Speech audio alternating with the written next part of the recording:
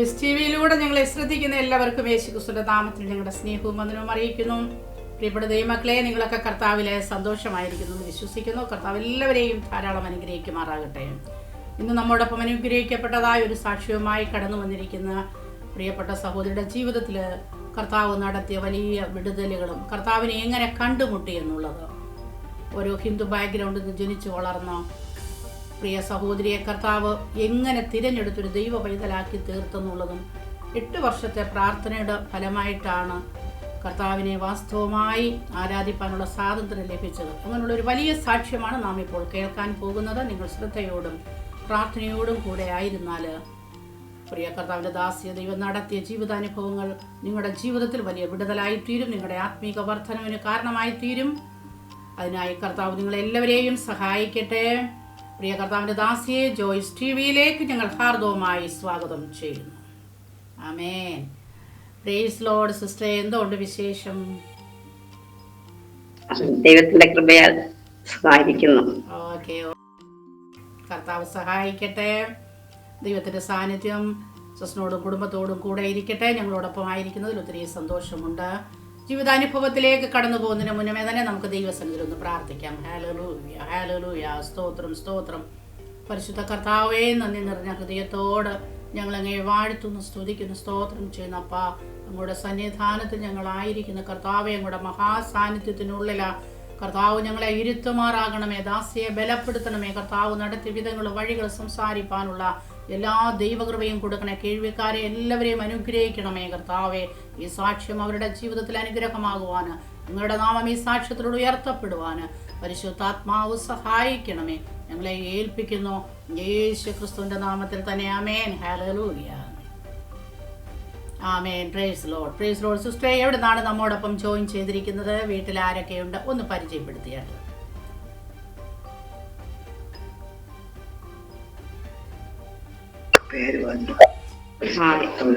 എന്റെ പേര് ദീപാകുമാരി എന്നാണ്. ട്രിവാൻഡ്രത്ത് നെയ്യാറ്റിൻകരയ്ക്കടുത്ത് കുടുംബമായി താമസിക്കുകയാണ്. 2 മക്കളുണ്ട്, ഹസ്ബൻഡുണ്ട്. അങ്ങനെ ഞങ്ങൾ ശുശ്രൂഷയിൽ ആയിരിക്കുന്നു. ഓക്കെ.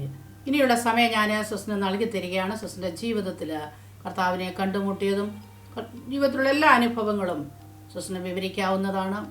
ഓക്കെ, താങ്ക് യു സിസ്റ്ററെ. Thank you. God bless you. ദൈവത്തിന്റെ അതിപരിശുദ്ധ നാമം വാഴ്ത്തപ്പെടുമാറാകട്ടെ.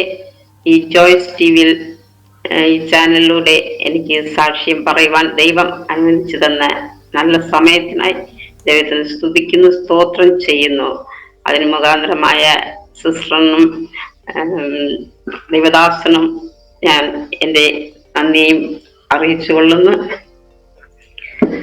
ഞാൻ കുഞ്ഞുകാൽ കേരളത്തിൽ ജനിച്ചതാണെങ്കിലും എൻ്റെ പിതാവിൻ്റെ ജോലി നിമിത്തം ഞങ്ങൾ തമിഴ്നാട്ടിൻ്റെ ഭാഗത്തേക്ക് കുഞ്ഞുപ്രായത്തിൽ കടന്നു പോകുവാനിടയായി. അങ്ങനെ എൻ്റെ പിതാവ് അവിടെ ജോലി ചെയ്തുകൊണ്ടിരുന്നു. പിതാവ് ജോലി ചെയ്ത് കുറച്ചു കാലങ്ങൾ നല്ല ജീവിതം അങ്ങനെ കടന്നു പൊയ്ക്കോണ്ടിരുന്നു. അതിൻ്റെക്ക് എൻ്റെ പിതാവ് ഒരു മദ്യപാനിയായി മാറുവാനിടയായി. ഓരോ ദിവസവും മദ്യപിച്ച് വന്ന് എൻ്റെ മാതാവിനെ ഉപദ്രവിക്കുന്ന ഒരവസ്ഥയായിരുന്നു.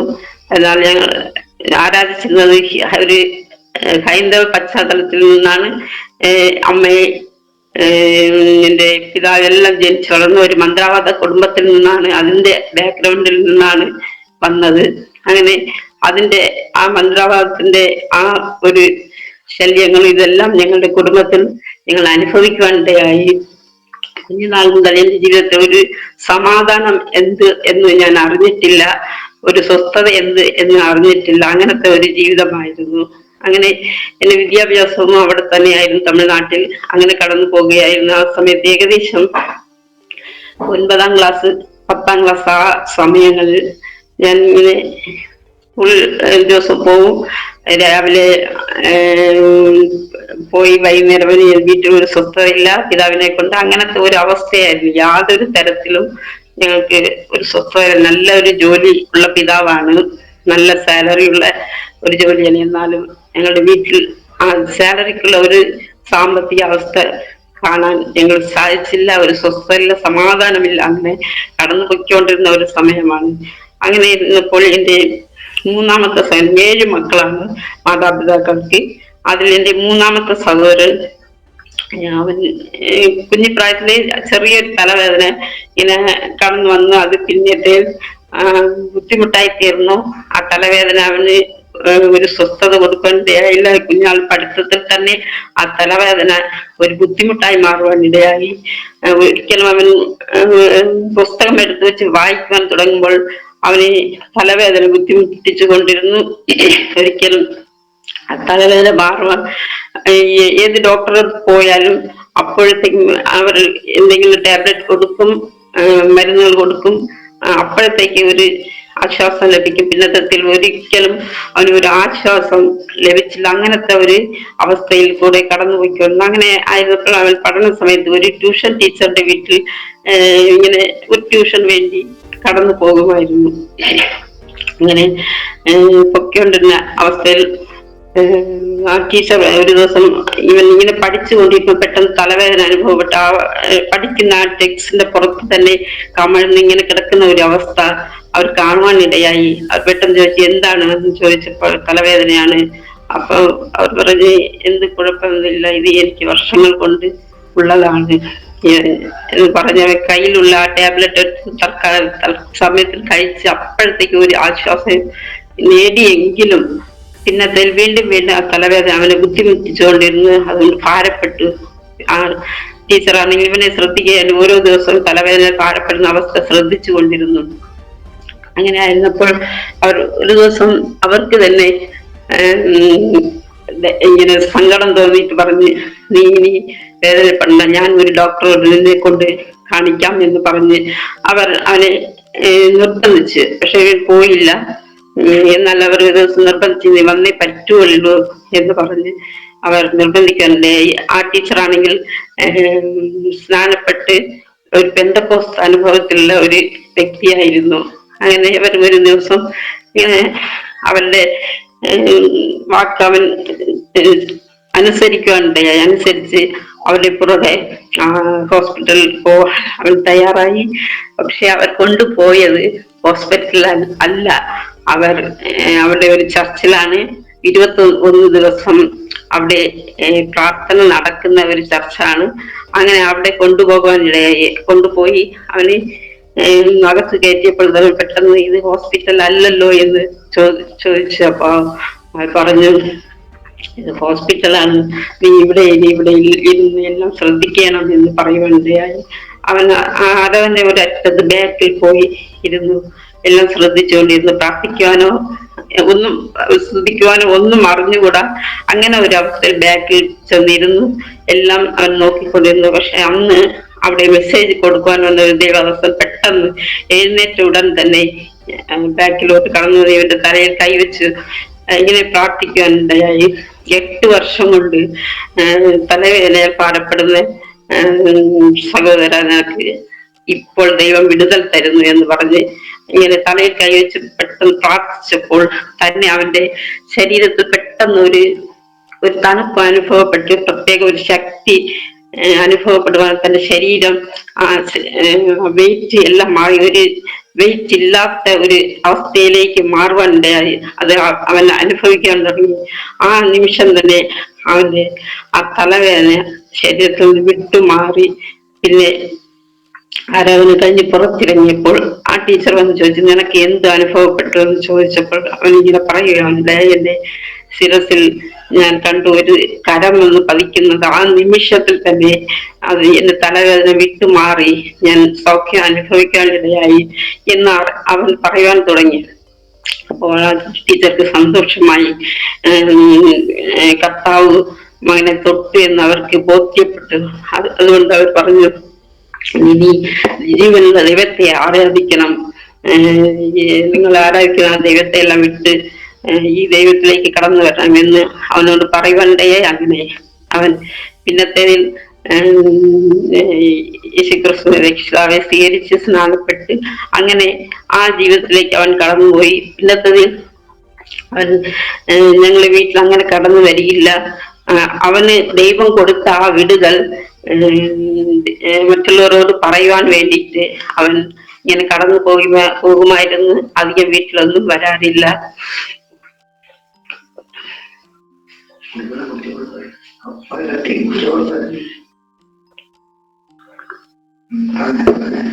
അങ്ങനെ കടന്നുപോയി. ഓരോ ദിവസം ഞങ്ങൾ എന്റെ പിതാവിന് നിമിത്തം ഇങ്ങനെ ഓരോ കഷ്ടപ്പാടുകൾ അനുഭവിക്കുകയാണ്, ഉപദ്രവിക്കും. ഞങ്ങൾ സ്വസ്ഥതയിൽ അങ്ങനത്തെ ഒരു അവസ്ഥയിലായിരുന്നു. എന്നാൽ ഈ സഹോദര ആ ദിവസങ്ങളിലെല്ലാം കടന്നുപോയി ഓരോ സഭകളിലും തന്നെ വിടുവിച്ച ദൈവത്തിനെ സാക്ഷീകരിച്ചും മഹത്വീകരിച്ചും കൊണ്ട് അങ്ങനെ ആയിരുന്നു ഞങ്ങളുടെ ഭവനത്തിൽ. പിന്നെ അങ്ങനെ വരികില്ല, വല്ലപ്പോഴും ഒരിക്കലാണ് വരുന്നത്. ബാക്കിയുള്ള സമയങ്ങളിലെല്ലാം വിദ്യാഭ്യാസത്തിലും ദൈവത്തെ സാക്ഷീകരിക്കുവാൻ വേണ്ടി അങ്ങനെ കടന്നു പോയിക്കൊണ്ടിരുന്നു. അങ്ങനെ ആയിരുന്നപ്പോൾ ഒരു ദിവസം ഞാൻ രാത്രികാലങ്ങളിൽ ഉറങ്ങുന്ന സമയത്ത് എനിക്ക് ചെറിയ ബുദ്ധിമുട്ട് ഇങ്ങനെ തോന്നുമായിരുന്നു. അതായത് രാത്രി ഞാൻ ഏകദേശം ഉറങ്ങിത്തുടങ്ങി 12 മണിയാകുമ്പോൾ ഒരു കറുത്ത ഒരു രൂപം വന്ന് എന്നെ ഉപദ്രവിക്കുന്ന, എന്നെ കഴുത്തിൽ പിടിച്ച് ഇങ്ങനെ ഞെക്കി, എനിക്ക് ശ്വാസം വിടാൻ കഴിയാതെ ഞാൻ പിടയുന്ന, എന്റെ ശബ്ദം പോലും പുറത്തു വരുവാൻ കഴിയാതെ ഇങ്ങനെ ഞാൻ പിടയുന്ന ഒരു അവസ്ഥ എനിക്ക് ഇങ്ങനെ പെട്ടെന്ന് ഒരു ദിവസം ഇങ്ങനെ ഉണ്ടാകുവാൻ ഇടയായി. എന്നാൽ ഞാൻ അത് ആരോടും പറഞ്ഞില്ല. ഞാൻ തന്നെ അത് പേടിച്ചിട്ട് മനസ്സിൽ തന്നെ കൊണ്ടുവരുന്നത്. ഇങ്ങനെ കുറെ ദിവസങ്ങൾ അങ്ങനെ ആ ശത്രു വന്ന് ഉപദ്രവിക്കാൻ തുടങ്ങി. ആ ദൂരത്ത് നിന്ന് ആ ശത്രു വരുമ്പോൾ തന്നെ എനിക്ക് പേടിയാകും. പെട്ടെന്ന് ഞാൻ പേടിയോടെ ഇങ്ങനെ രാത്രി ചിലപ്പോൾ കിടന്നുറങ്ങനെ എഴുന്നേറ്റിരിക്കുന്ന ഒരു അവസ്ഥയിൽ അങ്ങനെ കടന്നുപോയി. അങ്ങനെ ഓരോ ദിവസവും ഈ ശത്രു എന്നെ ഉപദ്രവിക്കുന്ന ആ ടെൻഷനും ഭയം കൊണ്ട് ഞാൻ ചിലപ്പോൾ ഉറങ്ങാതെ രാത്രി എഴുന്നേറ്റിരിക്കുന്ന ഒരു അവസ്ഥ ഉണ്ടായി.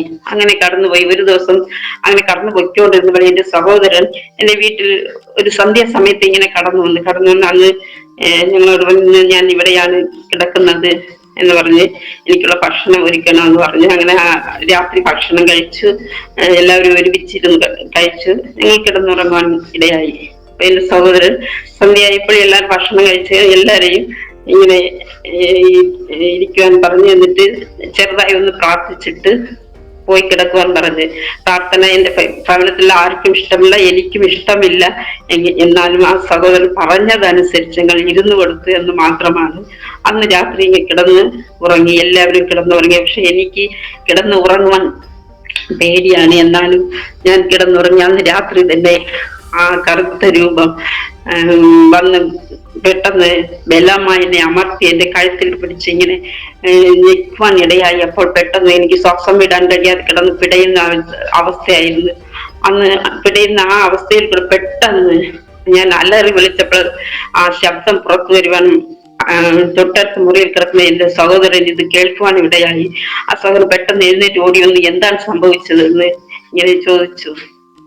അപ്പൊ ഞാനിങ്ങനെ പറഞ്ഞു, ഒരു കറുത്ത രൂപം ആ ശത്രുവായവനൊന്ന് എന്നെ ഓരോ രാത്രി ഉപദ്രവിക്കുന്നത്, എനിക്ക് ഉറങ്ങുവാൻ കഴിയുന്നില്ല, സ്വസ്ഥമായി ഇരിക്കുവാൻ കഴിയുന്നില്ല എന്ന് ഞാനിങ്ങനെ പറയുവാനിടയായി. ഇപ്പൊ എന്റെ സഹോദരൻ പറഞ്ഞു, നീ ജീവനിൽ ദൈവത്തെ പ്രാർത്ഥിക്കണം, ഇല്ല എങ്കിൽ ഈ അവസ്ഥയൊക്കെ ഉണ്ടാവും. നീ പ്രാർത്ഥിക്കുന്ന എല്ലാം വിഗ്രഹങ്ങളാണ്, ആ വിഗ്രഹങ്ങളെ നീ ഇനി പ്രാർത്ഥിക്കാതെ ഞാൻ പറയുന്ന ദൈവത്തെ നീ പ്രാർത്ഥിക്കണം എന്ന് പറഞ്ഞു. പക്ഷെ എനിക്ക് ഇഷ്ടമല്ലാത്തത് കൊണ്ട് ഞാൻ അപ്പോഴത്തേക്ക് മൗനമായി നിന്നു. എന്റെ സഹോദരൻ പെട്ടെന്ന് എന്റെ അടുത്ത് വന്ന് ഇരുന്ന് മുട്ടുകുത്തി എനിക്ക് വേണ്ടി പ്രാർത്ഥിക്കുവാൻ തുടങ്ങി. പ്രാർത്ഥിച്ച് കുറെ കഴിഞ്ഞാൽ പെട്ടെന്ന് എനിക്കൊരു ചെറിയ ഒരു ആശ്വാസം ലഭിക്കുന്നത് പോലെ എനിക്ക് തോന്നി. അങ്ങനെ പ്രാർത്ഥിച്ചിട്ട് ഇനി ചെന്ന് കിടന്ന് ഉറങ്ങിക്കൊള്ളുക എന്ന് പറഞ്ഞ് അപ്പോൾ തന്നെ എന്റെ സഹോദരൻ ഒരു പുതിയ നിയമ സങ്കീർത്തനമുള്ള ഒരു വേദപുസ്തകം എന്റെ കയ്യിൽ തരുവാനുണ്ടായി. ഓരോ ദിവസം എന്റെ അടുത്ത് വായിക്കാൻ ഓരോ സങ്കീർത്തനവും പുതിയ നിയമത്തിൽ ഓരോ അധ്യായവും നീ വായിച്ചിട്ട് വേണം കിടന്നുറങ്ങാൻ, എങ്കിൽ ഈ ശത്രു നിന്നെ വിട്ടുപോകും, നിന്റെ ഭയം മാറിപ്പോകുമെന്ന് ഇങ്ങനെ പറയുവാനുണ്ടായി. എന്നാൽ അപ്പോൾ പറഞ്ഞ് ആ വേദപുസ്തകം വായിച്ച് ഞാൻ കൊണ്ട് ഒരു മേശപ്പുറത്ത് ഇങ്ങനെ വച്ചു. എങ്കിലും പിന്നെ അത് തുറന്നു നോക്കുവാനോ അത് വായിക്കുവാനോ ഞാൻ കൂട്ടാക്കിയില്ല. അത് വച്ച ആ ഇടത്ത് തന്നെ അതേപാടെ പൊടിയരിച്ച് അവിടെ ഇരിപ്പുണ്ട്. പക്ഷെ ഞാൻ തുറന്നു നോക്കിയിട്ടേ ഇല്ല. അന്ന് എന്റെ സഹോദരൻ പ്രാർത്ഥിച്ചത് നിമിത്തം ഞാൻ കുറെ ദിവസത്തേക്ക് സ്വസ്ഥമായി കിടന്നു ഉറങ്ങിയെങ്കിലും കുറെ ദിവസം കഴിഞ്ഞപ്പോൾ വീണ്ടും ആ ശത്രു എന്നെ വന്ന് ഒരു ദിവസം രാത്രി ഇങ്ങനെ ഉപദ്രവിക്കാൻ തുടങ്ങി. പെട്ടെന്ന് പേടി തോന്നി. ഞാൻ അലറി വിളിച്ചപ്പോൾ എൻ്റെ അമ്മ വന്നു എന്നോട് പറഞ്ഞു, എന്താണ് നീ ഇങ്ങനെ അലറി വിളിക്കുന്നതെന്ന് ചോദിച്ചപ്പോൾ ഞാൻ ഇങ്ങനെ പറഞ്ഞു. പറഞ്ഞപ്പോ നീ നമ്മൾ പ്രാർത്ഥിക്കുന്ന ദൈവത്തെ വിട്ട് മാറിക്കാണും, അതുകൊണ്ടാണ് നീ പ്രാർത്ഥിക്കാത്തത് കൊണ്ടാണ് ആ ശത്രു നിന്നെ വന്ന് ഉപദ്രവിച്ചത് എന്ന് എൻ്റെ അമ്മ എന്നോട് പറയാൻ ഇങ്ങനെ പറഞ്ഞു. ഓരോ ദിവസവും നീ അത് പ്രാർത്ഥിക്കണം, സന്ധ്യക്കൊക്കെ പ്രാർത്ഥിച്ച് വിളക്ക് കത്തിച്ച് നാമം പറഞ്ഞ് അങ്ങനെ കിടക്കുന്നില്ല, നീ അതുകൊണ്ടാണ് ഒന്ന് ഉപദ്രവിക്കുന്നത് എന്ന് പറഞ്ഞു. ഞാൻ അത് പറഞ്ഞതൊന്നും ചെവിക്കൊട്ടില്ല. ഞാൻ പെട്ടെന്ന് എന്റെ സഹോദരൻ പറഞ്ഞ എനിക്ക് ഓർമ്മ വന്നു.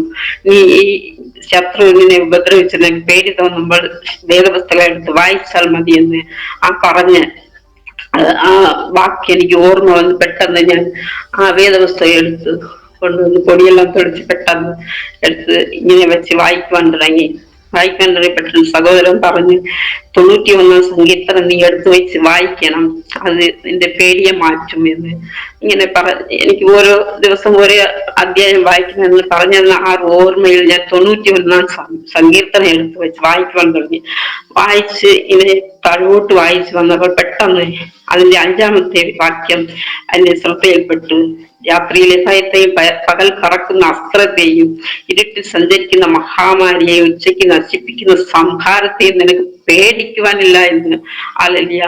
ആ വാക്ക്, ആ വചനം എന്റെ ഉള്ളിൽ അങ്ങനെ അതേപോലെ ഹല്ലേലൂയ സ്പർശിക്കാൻ തുടങ്ങി. ആ നിമിഷത്തിൽ തന്നെ ഞാൻ പെട്ടെന്ന് ആ വേദപുസ്തകം, ദൈവമേ എനിക്ക് പ്രാർത്ഥിക്കുവാൻ അറിയില്ല, എങ്ങനെ പ്രാർത്ഥിക്കണം എന്ന് എനിക്ക് അറിയില്ല, ഏത് ഭാഷയിൽ പ്രാർത്ഥിക്കണമെന്ന് ഒന്നും അറിയില്ല, എന്നാൽ ഈ വചനം എന്റെ ഉള്ളിൽ ഞാൻ ധ്യാനിച്ചുകൊണ്ട് അങ്ങോട്ട് അപേക്ഷിക്കുന്നു, ഈ അവസ്ഥ നീ എനിക്ക് വരല്ലേ, ഞാൻ അങ്ങയുടെ മകളായി ജീവിക്കാമെന്ന് അവിടെ ഒരു തീരുമാനം എടുത്തപ്പോൾ അന്ന് രാത്രി തന്നെ പെട്ടെന്ന് അല്ലെങ്കിൽ എവിടെ നിന്ന് ഒരു പ്രകാശം പോലെ എന്റെ ശിരസിൽ വന്ന് പതിക്കുവാനും ഞാൻ പ്രത്യേകം ഒരു ശക്തി അനുഭവപ്പെടുവാനും എന്റെ ശരീരത്തിൽ ചില ഭാരമായിരുന്ന എന്റെ തലയ്ക്ക് ഭാരമായിരുന്ന ചില ഭാഗങ്ങളിൽ നിന്നുള്ള ഭാരങ്ങൾ വിട്ടെല്ലാം പോയി എന്റെ ശരീരം ഒരു കരിയില പോലത്തെ ഒരു അവസ്ഥയിലേക്ക് മാറുവാൻ തുടങ്ങി. അങ്ങനെ ഞാൻ ശരിക്കും ആ ദൈവത്തിന്റെ വിടുതൽ അനുഭവിക്കുവാൻ തുടങ്ങി. എനിക്ക് അപ്പോൾ മനസ്സിലായി, ജീവിക്കുന്ന ദൈവമാണ് ഈ ദൈവം, ജീവനുള്ള ദൈവമാണ് എന്റെ സഹോദരൻ പറഞ്ഞത്. ഞാൻ നേരത്തെ ആരാധിച്ചിരുന്ന ആ വിഗ്രഹങ്ങൾ ഊമയായ വിഗ്രഹങ്ങളാണ്. അവൾ കണ്ണുണ്ടെങ്കിലും കാണുന്നില്ല, ചെവിയുണ്ടെങ്കിലും കേൾക്കുന്നില്ല, വായുണ്ടെങ്കിലും സംസാരിക്കില്ല. സങ്കീർത്തനം 115 പറഞ്ഞിരിക്കുന്നത് പോലെ ഇവയൊന്നും അവർ ചെയ്യുന്നില്ല. അതിനെ ഉണ്ടാക്കുന്നവൻ തന്നെ അതിനെ ചുമന്നു കൊണ്ടുപോകുന്ന ഒരു അവസ്ഥയാണ്. അതുകൊണ്ട് ഇതൊന്നും ഞാൻ പ്രാർത്ഥിക്കുന്ന പ്രാർത്ഥനയ്ക്ക് ഉത്തരം തരികയില്ല എന്ന് പറഞ്ഞ് എനിക്ക് മനസ്സിലായി. അന്ന് മുതൽ ഞാൻ ഓരോ ദിവസം ഇങ്ങനെ വേദപുസ്തകം എടുത്ത് വാക്യങ്ങൾ വായിച്ച് ഓരോ ദിവസം മുമ്പോട്ട് പോകാൻ തുടങ്ങി. അങ്ങനെ എന്നാൽ എന്റെ മാതാപിതാക്കൾക്ക് ഇതൊന്നും ഇഷ്ടമല്ല. അവർ ആ ഹൈന്ദവ ആ രീതിയിൽ തന്നെ എന്നും എന്നോട് പറയും, നീ വിളക്ക് പ്രാർത്ഥിക്കണം എന്നൊക്കെ പറയുന്നാലും ഞാൻ അതെല്ലാം മാറ്റി രഹസ്യം വച്ച് നിന്ന് ഈ വേദപുസ്തകം ഓരോ ദിവസം ഓരോ അധ്യായം ഇങ്ങനെ വായിച്ച് കിടക്കാൻ നേരത്ത് രാത്രി ഉറങ്ങാൻ പോകും മുമ്പേക്ക് ഇങ്ങനെ വായിച്ച് ഞാൻ ഓരോ ദിവസവും പോയിക്കൊണ്ടിരുന്നു. അങ്ങനെ ഞാൻ ഇങ്ങനെ ഒരു ദിവസം ഇങ്ങനെ വായിച്ച് കിടന്ന് എപ്പോഴും എന്റെ അതിനുശേഷം എപ്പോഴും വേദപുസ്തകം എന്റെ തൊട്ടടുത്ത് ഞാൻ ചേർത്ത് പിടിച്ച് ഇങ്ങനെ വെച്ചുകൊണ്ടാണ് രാത്രി കിടന്നുറങ്ങുന്നത്. അങ്ങനെ ഓരോ ദിവസം ഇങ്ങനെ വായിച്ചിട്ട് എന്റെ തൊട്ടടുത്ത് ഇങ്ങനെ വച്ച് ചേർത്ത് പിടിച്ചുകൊണ്ട് ഞാൻ ഇങ്ങനെ കിടക്കും. ഒരു കുഞ്ഞിനെ ചേർത്ത് പിടിച്ചിരിക്കുന്നത് പോലെ ചേർത്ത് പിടിച്ച് ഞാൻ കിടക്കും. അങ്ങനെ ഒരു ദിവസം ഇങ്ങനെ ചേർത്ത് പിടിച്ച് കിടന്നപ്പോൾ രാത്രി ഏകദേശം 12 മണി കഴിഞ്ഞതിന് ശേഷം പെട്ടെന്ന് ഞാൻ നോക്കിയപ്പോൾ എന്റെ അമ്മയും തൊട്ടടുത്ത് എന്നോട് കിടക്കുകയാണ്. അപ്പോ ആ വേദപുസ്തകം എന്റെ കയ്യിൽ ചേർത്ത് പിടിച്ചിരിക്കുന്ന വേദപുസ്തകം ആരോ പെട്ടെന്ന് ഇങ്ങനെ എന്റെ കയ്യിൽ നിന്ന് ഇങ്ങനെ വലിച്ചെടുക്കുന്ന ഒരു അവസ്ഥ എനിക്കിങ്ങനെ അനുഭവപ്പെട്ടു. അപ്പൊ ഞാൻ പെട്ടെന്ന് എന്റെ അമ്മയോട് പറഞ്ഞു, ഈ വേദപുസ്തകം എന്റെ കയ്യിൽ വെച്ചിരിക്കുന്നത് കൊണ്ട് നിങ്ങൾക്ക് എന്തെങ്കിലും കുഴപ്പമുണ്ടോ, ഞാനല്ലേ വെച്ചിരിക്കുന്നത്, ഇങ്ങനെ വലിച്ചെടുക്കാൻ പാടില്ല, എനിക്കത് വേണം എന്ന് പറഞ്ഞ് ഞാൻ അമ്മയെ വഴക്ക് പറഞ്ഞു. അമ്മ പറഞ്ഞു, അത് ഞാൻ എന്റെ വേദപുസ്തകം ഒന്നും തൊട്ടില്ലല്ലോ, അത് എനിക്ക് ഇഷ്ടമല്ലാത്ത ഒരു സാധനം, അതിന് ഞാൻ വലിച്ചെടുക്കുന്നത്, എനിക്കത് വേണ്ട എന്ന് പറഞ്ഞ് പെട്ടെന്ന് എന്റെ അമ്മ എന്നെ വഴക്ക് പറയുന്നത്, എനിക്ക് എന്തെങ്കിലും കുഴപ്പമുണ്ടോ എന്ന് അങ്ങനെ ചോദിച്ചു. അപ്പൊ അപ്പോൾ നിങ്ങൾ എന്റെ ബൈബിൾ പിടിച്ച് വലിച്ചെടുത്തില്ലയോ, പിന്നെ ഈ കള്ളം പറയല്ലേ എന്ന് പറഞ്ഞാൽ ഞാൻ ഇങ്ങനെ വഴക്ക് പറയാണ്. അപ്പം ഇത് ഞാൻ ഇങ്ങനെ വഴക്ക് പറഞ്ഞ് നേരെ ഓപ്പോസിറ്റ് വശം തിരിഞ്ഞു കിടന്ന് അവിടെ ആ വേദപുസ്തകം വെച്ച് ഇങ്ങനെ ചേർത്ത് പിടിച്ചുകൊണ്ട് ഞാൻ അങ്ങനെ കിടക്കുകയായിരുന്നു. പെട്ടെന്ന് കുറെ കഴിഞ്ഞപ്പോൾ വീണ്ടും ഞാൻ ഇങ്ങനെ കണ്ണടച്ചിരിക്കുന്നത് വീണ്ടും ആ വേദപുസ്തകത്തെ വീണ്ടും ഇങ്ങനെ ആരോ വലിച്ചു പറിക്കുന്ന ഒരു അവസ്ഥ എനിക്കുണ്ടായി. അപ്പോൾ ഞാൻ പെട്ടെന്ന് എന്റെ അമ്മ നേരെ ഓപ്പോസിറ്റിലാണ് കിടന്നത്. അവർക്ക് വലിച്ച് പറിച്ചെടുക്കുവാൻ അത് കഴിയില്ല, പിന്നെ ആരാണ് ഇത് വലിച്ച് പറിച്ചെടുക്കുന്നത് എന്ന് പറഞ്ഞ് പെട്ടെന്ന് കണ്ണൊന്ന് ചെറുതായി തുറന്ന് ഇങ്ങനെ പേടിയുണ്ടെങ്കിൽ ചെറുതായി ഒന്നിങ്ങനെ തുറന്നു നോക്കിയപ്പോൾ ഞാൻ എന്നെ രാത്രികാലങ്ങളിൽ നേരത്തെ വന്ന് ഉപദ്രവിക്കുന്ന ആ ശത്രുവിന്റെ ആ കരം ഞാൻ വ്യക്തമായി കാണുവാനില്ലേ. കറുത്ത ആ കരം, കൈ നിറയെ നഖങ്ങൾ, ഇങ്ങനെ കൂർത്ത നഖങ്ങൾ, ഇങ്ങനെയുള്ള ഒരു കരം ആ വേദപുസ്തകം ഇങ്ങനെ വലിച്ചെടുക്കുകയാണ്. അപ്പോൾ എനിക്ക് മനസ്സിലായത് ആ വേദപുസ്തകം എന്റെ കയ്യിൽ ഇരിക്കുന്നത് കൊണ്ട് ആ ശത്രുവിന് എന്നെ വീണ്ടും ഉപദ്രവിക്കാൻ കഴിയുന്നില്ല. അപ്പോൾ ആ വേദപുസ്തകത്തിന്റെ ആ ശക്തി എന്താണെന്ന് എനിക്ക് പ്രത്യേകം അത് ബോധ്യപ്പെടുവാനിടയായി. ആ ശത്രു ഈ വേദപുസ്തകം ഇരിക്കുന്നത് കൊണ്ടാണ്, എന്റെ കയ്യിൽ ഇരിക്കുന്നത് കൊണ്ടാണ് ശത്രു വീണ്ടും എന്നെ ഒന്നും ഉപദ്രവിക്കാൻ കഴിയുന്നില്ല. അപ്പോൾ ഇത് ഇത്ര വിലയേറിയ ഒരു വചനമുള്ള പുസ്തകം എന്ന് ഞാൻ ബോധ്യപ്പെട്ട് ഞാൻ പെട്ടെന്ന് ചാടി വീണ്ടും എഴുന്നേറ്റിരുന്നു. വചനങ്ങൾ വായിക്കുവാൻ തുടങ്ങി. അങ്ങനെ പുതിയ ഓരോ അധ്യായങ്ങൾ വായിച്ചു തുടങ്ങിയപ്പോൾ യേശുക്രിസ്തു ചെയ്ത അത്ഭുതങ്ങൾ, മനുഷ്യർക്ക് വേണ്ടി താൻ ഉപദ്രവിക്കപ്പെട്ട ഇങ്ങനെ ഓരോന്നും വായിച്ചു തുടങ്ങിയപ്പോൾ ആ യേശുക്രിസ്തുവിനെ എന്റെ മനസ്സിൽ ഏറ്റവും ഞാൻ ഇഷ്ടപ്പെടുവാൻ തുടങ്ങി. അങ്ങനെ യേശുക്രിസ്തുവിനെ ഞാൻ മനസ്സിൽ തന്നെ എന്റെ രക്ഷിതാവ് സ്വീകരിച്ച് ആ ഭവനത്തിൽ എന്റെ സഹോദരൻ പോയിട്ട് രണ്ടാമതായി ഞാൻ എന്റെ യേശുവിനെ രക്ഷിതാവായി സ്വീകരിക്കുവാൻ തുടങ്ങി. എന്നാൽ എനിക്ക് സ്വതന്ത്രമായി ഒരു ആരാധനാലയങ്ങളിൽ പോകുവാനോ അങ്ങനെ ഒരു സ്വാതന്ത്ര്യവും ഇല്ല. എന്റെ വീട്ടിൽ തന്നെ ഇരുന്ന് ഞാൻ ആ വേദപുസ്തകം ഓരോ വചനങ്ങൾ വായിച്ച് ഓരോ ദിവസവും ബലപ്പെട്ട് ആ ദിവസങ്ങളിലൊക്കെ എന്റെ ദൈവത്തോട് ഞാൻ ഏത് ആവശ്യം പറയുമോ ആ ആവശ്യം എന്റെ ദൈവം അപ്പോഴപ്പോഴെ എനിക്ക് നടത്തി. ആ വിദ്യാഭ്യാസത്തിൽ വന്ന ബുദ്ധിമുട്ടുകൾ, മാർക്ക് കുറയുന്ന വിഷയങ്ങൾ എല്ലാം എന്റെ ദൈവത്തോട് പറയുമ്പോൾ ആ വിഷയങ്ങളെല്ലാം ദൈവം എനിക്ക് നല്ല മാർക്കോടെ വിജയിപ്പാൻ തക്കവണ്ണം എന്റെ ദൈവം സഹായിച്ചു. ഏത് വ്യക്തികൾ എന്നെ ദുഷിച്ച് പറഞ്ഞാലും എന്തെങ്കിലും കളിയാക്കലും, സ്കൂളിൽ കുട്ടികളോ ടീച്ചറോ എന്തെങ്കിലും എന്നെ വഴക്ക് പറഞ്ഞാൽ എല്ലാ സങ്കടങ്ങളും എന്റെ യേശുവിന്റെ അടുത്ത് ഞാൻ വന്ന് പറയുമായിരുന്നു. എന്നാൽ ആ വിഷയങ്ങളെല്ലാം ദൈവം എനിക്ക് വിടുതൽ തന്നു. അങ്ങനെ രഹസ്യമായി ഞാൻ ഇങ്ങനെ പ്രാർത്ഥിച്ച് ഓരോ ദിവസം പൊയ്ക്കൊണ്ടിരുന്ന എന്റെ മാതാപിതാക്കൾക്ക് ഞാൻ പ്രാർത്ഥിക്കുന്ന അങ്ങനെയൊന്നും ഇഷ്ടമില്ല. അവർ ഈ രക്ഷയിലേക്ക് കടന്നു വന്നിട്ടില്ല. അങ്ങനെ ആയിരുന്നപ്പോൾ ഞാൻ എന്റെ +2 പഠനം കഴിഞ്ഞ് നേരെ കേരളത്തിലേക്ക് എന്റെ മൂത്ത സഹോദരി വിവാഹം കഴിഞ്ഞ് അവിടെ ആയിരിക്കുകയാണ്. അപ്പോ ആ സ്ഥലത്തേക്ക് ഞാൻ കടന്നു വന്നു.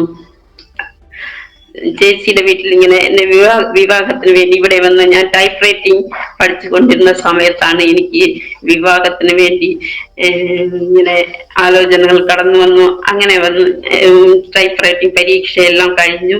ഞാൻ നിൽക്കുന്ന ആ സമയത്ത് അതിന്റെ റിസൾട്ടൊക്കെ വന്നു. ആ സമയത്ത് ഇങ്ങനെ ഹസ്ബൻഡ് അപ്പോഴാണ് എന്നെ വിവാഹമായിട്ട് ആലോചനയ്ക്കായി വരുന്നത്. അങ്ങനെ ആലോചനയ്ക്ക് അങ്ങനെ വന്ന് നോക്കിയിട്ട് പോയി.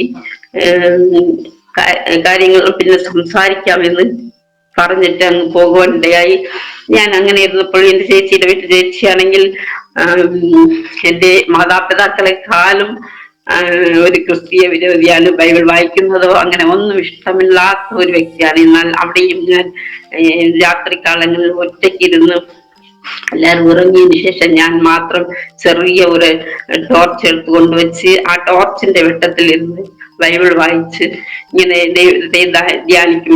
ആരും അത് കാണുവാൻ കണ്ടാൽ ചിലപ്പോൾ ബൈബിൾ പിടിച്ച് വാങ്ങിക്കും എന്നെങ്കിലും അതിനെ നഷ്ടപ്പെടുത്തുമെന്ന് എനിക്കൊരു പേടിയുണ്ടായിരുന്നു. അങ്ങനെ ഒരു ദിവസം ഇങ്ങനെ വായിച്ച് കടന്നു പോകുമായിരുന്നു. അങ്ങനെ ഒരു ദിവസം ഈ വേദപുസ്തകം ഞാൻ പകലിന്റെ ചേച്ചി അവിടെ ഇല്ലാതിരുന്നപ്പോൾ എടുത്തു വെച്ച് ഇങ്ങനെ വായിച്ചുകൊണ്ട് പെട്ടെന്ന് ചേച്ചി വന്ന് അത് കാണുവാനിടയായി.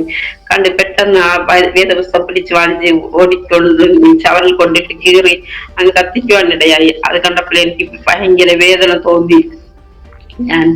എനിക്ക് ഭാരപ്പെട്ടു, ഇനി ഒരു വേദപുസ്തകത്തിന് ഞാൻ എന്ത് ചെയ്യും എന്ന് ഞാൻ ഭാരപ്പെട്ടു. അങ്ങനെ ഒരു ദിവസം എന്റെ തൊട്ടടുത്ത് എന്റെ ഒരു കസിൻ താമസിക്കുകയാണ്. അവരുടെ വീട്ടിൽ TV ഉണ്ട്. അപ്പൊ എല്ലാരും TV കാണുവാൻ വേണ്ടിയിട്ട് അവിടേക്ക് കടന്നു. എന്റെ ചേച്ചിയുടെ കുഞ്ഞുങ്ങളെല്ലാം കടന്നു. ആ കൂട്ടത്തിൽ ഞാനും ഇങ്ങനെ കടന്നു. ഒരു ദിവസം എന്റെ ചേച്ചി വന്നില്ല, TV കാണുവാൻ വേണ്ടിയിട്ട് പോകുന്നു എന്ന് പറഞ്ഞ് ഞാൻ ആ ഭവനത്തിലേക്ക് കടന്നു പോയപ്പോൾ തൊട്ടടുത്ത വീട്ടിൽ തന്നെ ഒരു ആരാധനയിലെ ശബ്ദം, ഇങ്ങനെ എല്ലാവരും പാടി പ്രാർത്ഥിക്കുന്ന ഒരു ശബ്ദം കേൾക്കാനിടയായി. ഞാൻ പെട്ടെന്ന് നോക്കിയപ്പോൾ തൊട്ടടുത്ത് ഉള്ള വീട്ടിൽ ഇങ്ങനെ പാട്ട് കേൾക്കുന്നു. പെട്ടെന്ന് ഞാൻ അവിടെ നിന്ന് കടന്നു പോയി ആ ആരാധനയിൽ ചെന്ന് ഇങ്ങനെ ഇരുന്ന്. എനിക്ക് പരിചയമില്ല, പാട്ട് പാടുവാൻ അറിഞ്ഞില്ല, പ്രാർത്ഥിക്കുവാൻ അറിഞ്ഞുകൂടാ. എന്നാലും ആ കൂട്ടായ്മയിൽ ചെന്ന് അത് കേട്ടപ്പോൾ എനിക്ക് അവിടെ ഇരിക്കുവാൻ കഴിയാതെ ഞാൻ പെട്ടെന്ന് ആ ഭവനത്തിലേക്ക് കടന്നുപോയി. അവിടെ ഒരു നല്ല പ്രായമുള്ള ഒരു ദേവദാസനാണ്. ഏകദേശം 70-80 വയസ്സ് ആകും. അങ്ങനത്തെ ഒരു ദേവദാസന് കാണാൻ ഒരു ദൈവദൂതനെ പോലെ തന്റെ തലമുടിയൊക്കെ നല്ല വെളുത്ത് നല്ലൊരു ദൈവദൂതൻ എന്ന് തന്നെ പറയാം. അങ്ങനെ ഒരു വ്യക്തിയായിരുന്നു. ഞാൻ പോയിരുന്നപ്പോൾ തന്നെ എന്നോട് ഇങ്ങനെ നോക്കി ചിരിച്ചു.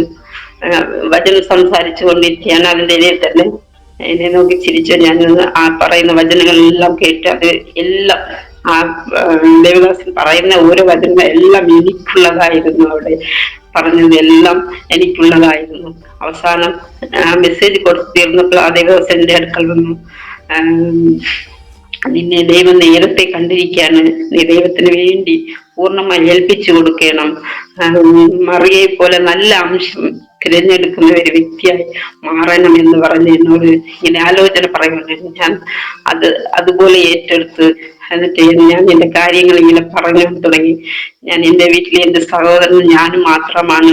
എന്റെ സഹോദരൻ രക്ഷിക്കപ്പെട്ട് സ്നാനപ്പെട്ട ഒരു വ്യക്തിയാണ്. ആ സഹോദരൻ മുഖാന്തരമാണ് ഞാൻ ഈ വിശ്വാസത്തിലേക്ക് വന്നത്. പക്ഷെ ഞാൻ ഇപ്പോൾ ഇവിടെ ചേച്ചിയുടെ വീട്ടിൽ വന്നു എങ്കിലും എനിക്കൊരു സ്വാതന്ത്ര്യമില്ല. എവിടെയും ആരാധനയ്ക്ക് പോകുവാൻ കഴിയില്ല, വേദപുസ്തകം വായിക്കാൻ കഴിയില്ല. എന്റെ കയ്യിലിരുന്ന് വേദപുസ്തകം എന്റെ ചേച്ചി ഇങ്ങനെ വലിച്ചു കയറി എന്നൊക്കെ പറഞ്ഞപ്പോൾ പെട്ടെന്ന് ദേവദാസന് ഒരു വേദപുസ്തകം എന്റെ കയ്യിലെടുത്ത് തന്നു. ഇത് നീ വച്ച് വായിക്കണം, ഇത് നിന്റെ കയ്യിൽ ഇന്ന് ആരും പിടിച്ച് വാങ്ങിക്കുകയില്ല, ഇത് നശിപ്പിക്കുകയില്ല, ഇത് നീ കൊണ്ടുവച്ച് വായിച്ച് പ്രാർത്ഥിക്കണമെന്ന് പറയുകയുണ്ടായി. പെട്ടെന്ന് ഞാൻ പറഞ്ഞു, ദേവദാസനെ എനിക്കിങ്ങനെ ഒരു വിവാഹ ആലോചന വന്നിരിക്കുകയാണ്. പക്ഷെ അത് ഒരു ഹൈന്ദവനായ ഒരു വ്യക്തിയാണ്. പക്ഷെ ഞാൻ ആഗ്രഹിച്ച് ഒരു ദൈവ മകനെയാണ് ഞാൻ ആഗ്രഹിച്ചത്. ദൈവത്തെ അറിയുന്ന ഒരു മകനായിരിക്കണം എന്നാണ് ഞാൻ നേരത്തെ പ്രാർത്ഥിക്കുവാൻ. പക്ഷെ ഇപ്പോൾ എനിക്ക് ആലോചനമായി വന്നിരിക്കുന്ന വ്യക്തി ഇങ്ങനെ ഒരു ഹൈന്ദവൻ കൂടെയാണ്, ഒരു RSS പ്രവർത്തകനാണ് എന്ന് എന്റെ സങ്കടം ഞാൻ ആ ദേവദാസനോട് ഇങ്ങനെ പറഞ്ഞു. പെട്ടെന്ന് ആ ദേവദാസൻ ചിരിച്ചുകൊണ്ട് പറഞ്ഞു, ഈ ഭാരപ്പെടണ്ട, ആ വിവാഹത്തിന് സമ്മതിക്കണം പൂർണ്ണ മനസ്സോടെ. നീ സമ്മതിച്ച് ആ വിവാഹം നടക്കട്ടെ, നിനക്ക് വേണ്ടി ഒരുക്കിയിട്ടുള്ളതാണ്. ദൈവം ആ മകനെ കണ്ടിട്ടുള്ളതാണ്. വർഷങ്ങൾക്ക് മുമ്പേ ദൈവ ആലോചന ആ മകന് വേണ്ടിയുണ്ട്. അതുകൊണ്ട് നീ ഈ വിവാഹത്തിന് സമ്മതിക്കണം പൂർണ്ണമായി. ഒരു ഭാരവും മനസ്സിൽ വേണ്ട. ആ മകൻ ദൈവത്തിന് വേണ്ടിയുള്ളവനാണ്. നിന്നേക്കാൾ വിശ്വാസത്തിൽ ഉറച്ച് നിൽക്കും. അനേക രാജ്യങ്ങളിൽ സുവിശേഷം അറിയിക്കുന്ന ഒരു മകനായി ദൈവം മാറ്റിയെടുക്കുമെന്ന് എന്നോട് പറയുവാനിടയായി. അത് കേട്ടപ്പോൾ എന്റെ മനസ്സിൽ പെട്ടെന്ന് ആ ഭാരം, എന്റെ ഉള്ളിലുള്ള ഭാരം വിട്ട് മാറി ഞാൻ ആ വിവാഹത്തിന് സമ്മതിക്കുകയുണ്ടായി. പിന്നെ വിവാഹം കഴിഞ്ഞ് നവംബർ 13-ാം തീയതി ഹിന്ദു ആചാരപ്രകാരമാണ് ആ വിവാഹം നടന്നത്. നെയ്യാറ്റിൻകരയ്ക്കടുത്തുള്ള ശ്രീകൃഷ്ണ സ്വാമി ക്ഷേത്രത്തിൽ വെച്ചാണ് ആ വിവാഹം നടന്നത്. അങ്ങനെ നടന്നു വിവാഹം കഴിഞ്ഞു. അപ്പോഴുള്ള എന്റെ മനസ്സിൽ ഞാൻ പ്രാർത്ഥിക്കുമായിരുന്നു, ദൈവമേ, ഞാൻ ഈ വിവാഹം കഴിഞ്ഞ് പോകുന്ന ആ വീട്ടിലെങ്കിലും ദൈവത്തെ ഞാൻ ആരാധിക്കുവാനും കൂട്ടായ്മയിൽ പങ്കെടുക്കുവാനും പോകുവാൻ കഴിയണമെന്ന് പറഞ്ഞ് എപ്പോഴും ഭാരത്തോടെ പ്രാർത്ഥിക്കുമായിരുന്നു. എന്നാൽ ഞാൻ വിവാഹം കഴിഞ്ഞ ആ ഭവനത്തിൽ കടന്നുപോയി ഏകദേശം വിവാഹം കഴിഞ്ഞ് 14ാമത്തെ ദിവസം ഞാൻ എപ്പോഴും അവിടെ കടന്നുപോയി. ആ ദിവസങ്ങളിൽ രാത്രികാലങ്ങളിൽ ഒളിച്ചിരുന്ന് രഹസ്യമായി പ്രാർത്ഥിക്കുന്ന ഒരു അവസ്ഥ ഉണ്ടായിരുന്നു. അങ്ങനെ വിവാഹം കഴിഞ്ഞ് 14ാമത്തെ ദിവസം ഞാൻ രാത്രി അർദ്ധരാത്രി എഴുന്നേറ്റ്, എൻ്റെ ഹസ്ബൻഡ് ഉറങ്ങിക്കിടക്കുകയാണ്. ഞാൻ പെട്ടെന്ന് എഴുന്നേറ്റ് ഒരു അലമാര ഉണ്ട്, അതിന്റെ ഇടയ്ക്ക് ഒളിച്ചിരുന്ന് ഞാൻ രഹസ്യം പതുക്കെ ഇങ്ങനെ ശബ്ദം പുറത്തു വരാതെ ഞാൻ ഇങ്ങനെ പ്രാർത്ഥിച്ചുകൊണ്ടിരുന്ന പെട്ടെന്ന് എൻ്റെ ഹസ്ബൻഡ് പെട്ടെന്ന് ഉണർന്ന് നോക്കിയപ്പോൾ അടുത്ത് കാണാത്തത് കൊണ്ട് പെട്ടെന്ന് ലൈറ്റ് ഇട്ട് ഇങ്ങനെ അന്വേഷിക്കുകയാണ്. നോക്കിയപ്പോൾ ഞാൻ വേദപുസ്തകം കയ്യിൽ വെച്ച് ഇങ്ങനെ മുട്ടുകുത്തി പ്രാർത്ഥിക്കുന്ന ഒരു അവസ്ഥ കണ്ടു. പെട്ടെന്ന് ഞാൻ പ്രാർത്ഥിക്കുന്ന ഒരു വ്യക്തി എന്ന് മനസ്സിലായി. പെട്ടെന്ന് ദേഷ്യം വന്നു. എന്നാൽ എൻ്റെ ഹസ്ബൻഡിന് ഒരു ക്രിസ്ത്യാനിയെ ഇഷ്ടമില്ല, പ്രാർത്ഥിക്കുന്നത് ഇഷ്ടമല്ല. ക്രിസ്ത്യാനി എന്ന് പറയുമ്പോൾ തന്നെ വെറുപ്പാണ്. അങ്ങനത്തെ ഒരു അവസ്ഥ. അപ്പോൾ ആ മുഖത്ത് വരുന്ന ആ ദേഷ്യം കൊണ്ട് ഞാൻ മനസ്സിലാക്കുവാൻ തുടങ്ങി. ഞാൻ പെട്ടെന്ന് ചാടി എഴുന്നേറ്റ് ഞാൻ രഹസ്യമായി പ്രാർത്ഥിക്കുന്നതാണ്. നേരത്തെ ഞാൻ കർത്താവിനെ ഇങ്ങനെ അറിഞ്ഞ വ്യക്തിയാണ്. രഹസ്യമായി ഞാൻ പ്രാർത്ഥിക്കുന്നത് ഞാൻ പെട്ടെന്ന് പേടിയോടെ ഇങ്ങനെ പറഞ്ഞ്. എന്നാൽ ദേഷ്യപ്പെട്ടുവെങ്കിലും എന്നെ ഉപദ്രവിക്കുവാനൊന്നും ഇടയായില്ല. അപ്പോൾ എന്നെ കൊല്ലുവാനുള്ള ദേഷ്യമുണ്ട് എങ്കിലും എന്തോ അങ്ങനെ സംഭവിച്ചില്ല. അങ്ങനെ ദൈവം ആ ദേഷ്യം മാറ്റി താൻ പുറത്തു പോകുവാനിടയായി. അപ്പോൾ തന്നെ ഇറങ്ങി അങ്ങ് മാറിയിരിക്കുവാനിടയായി.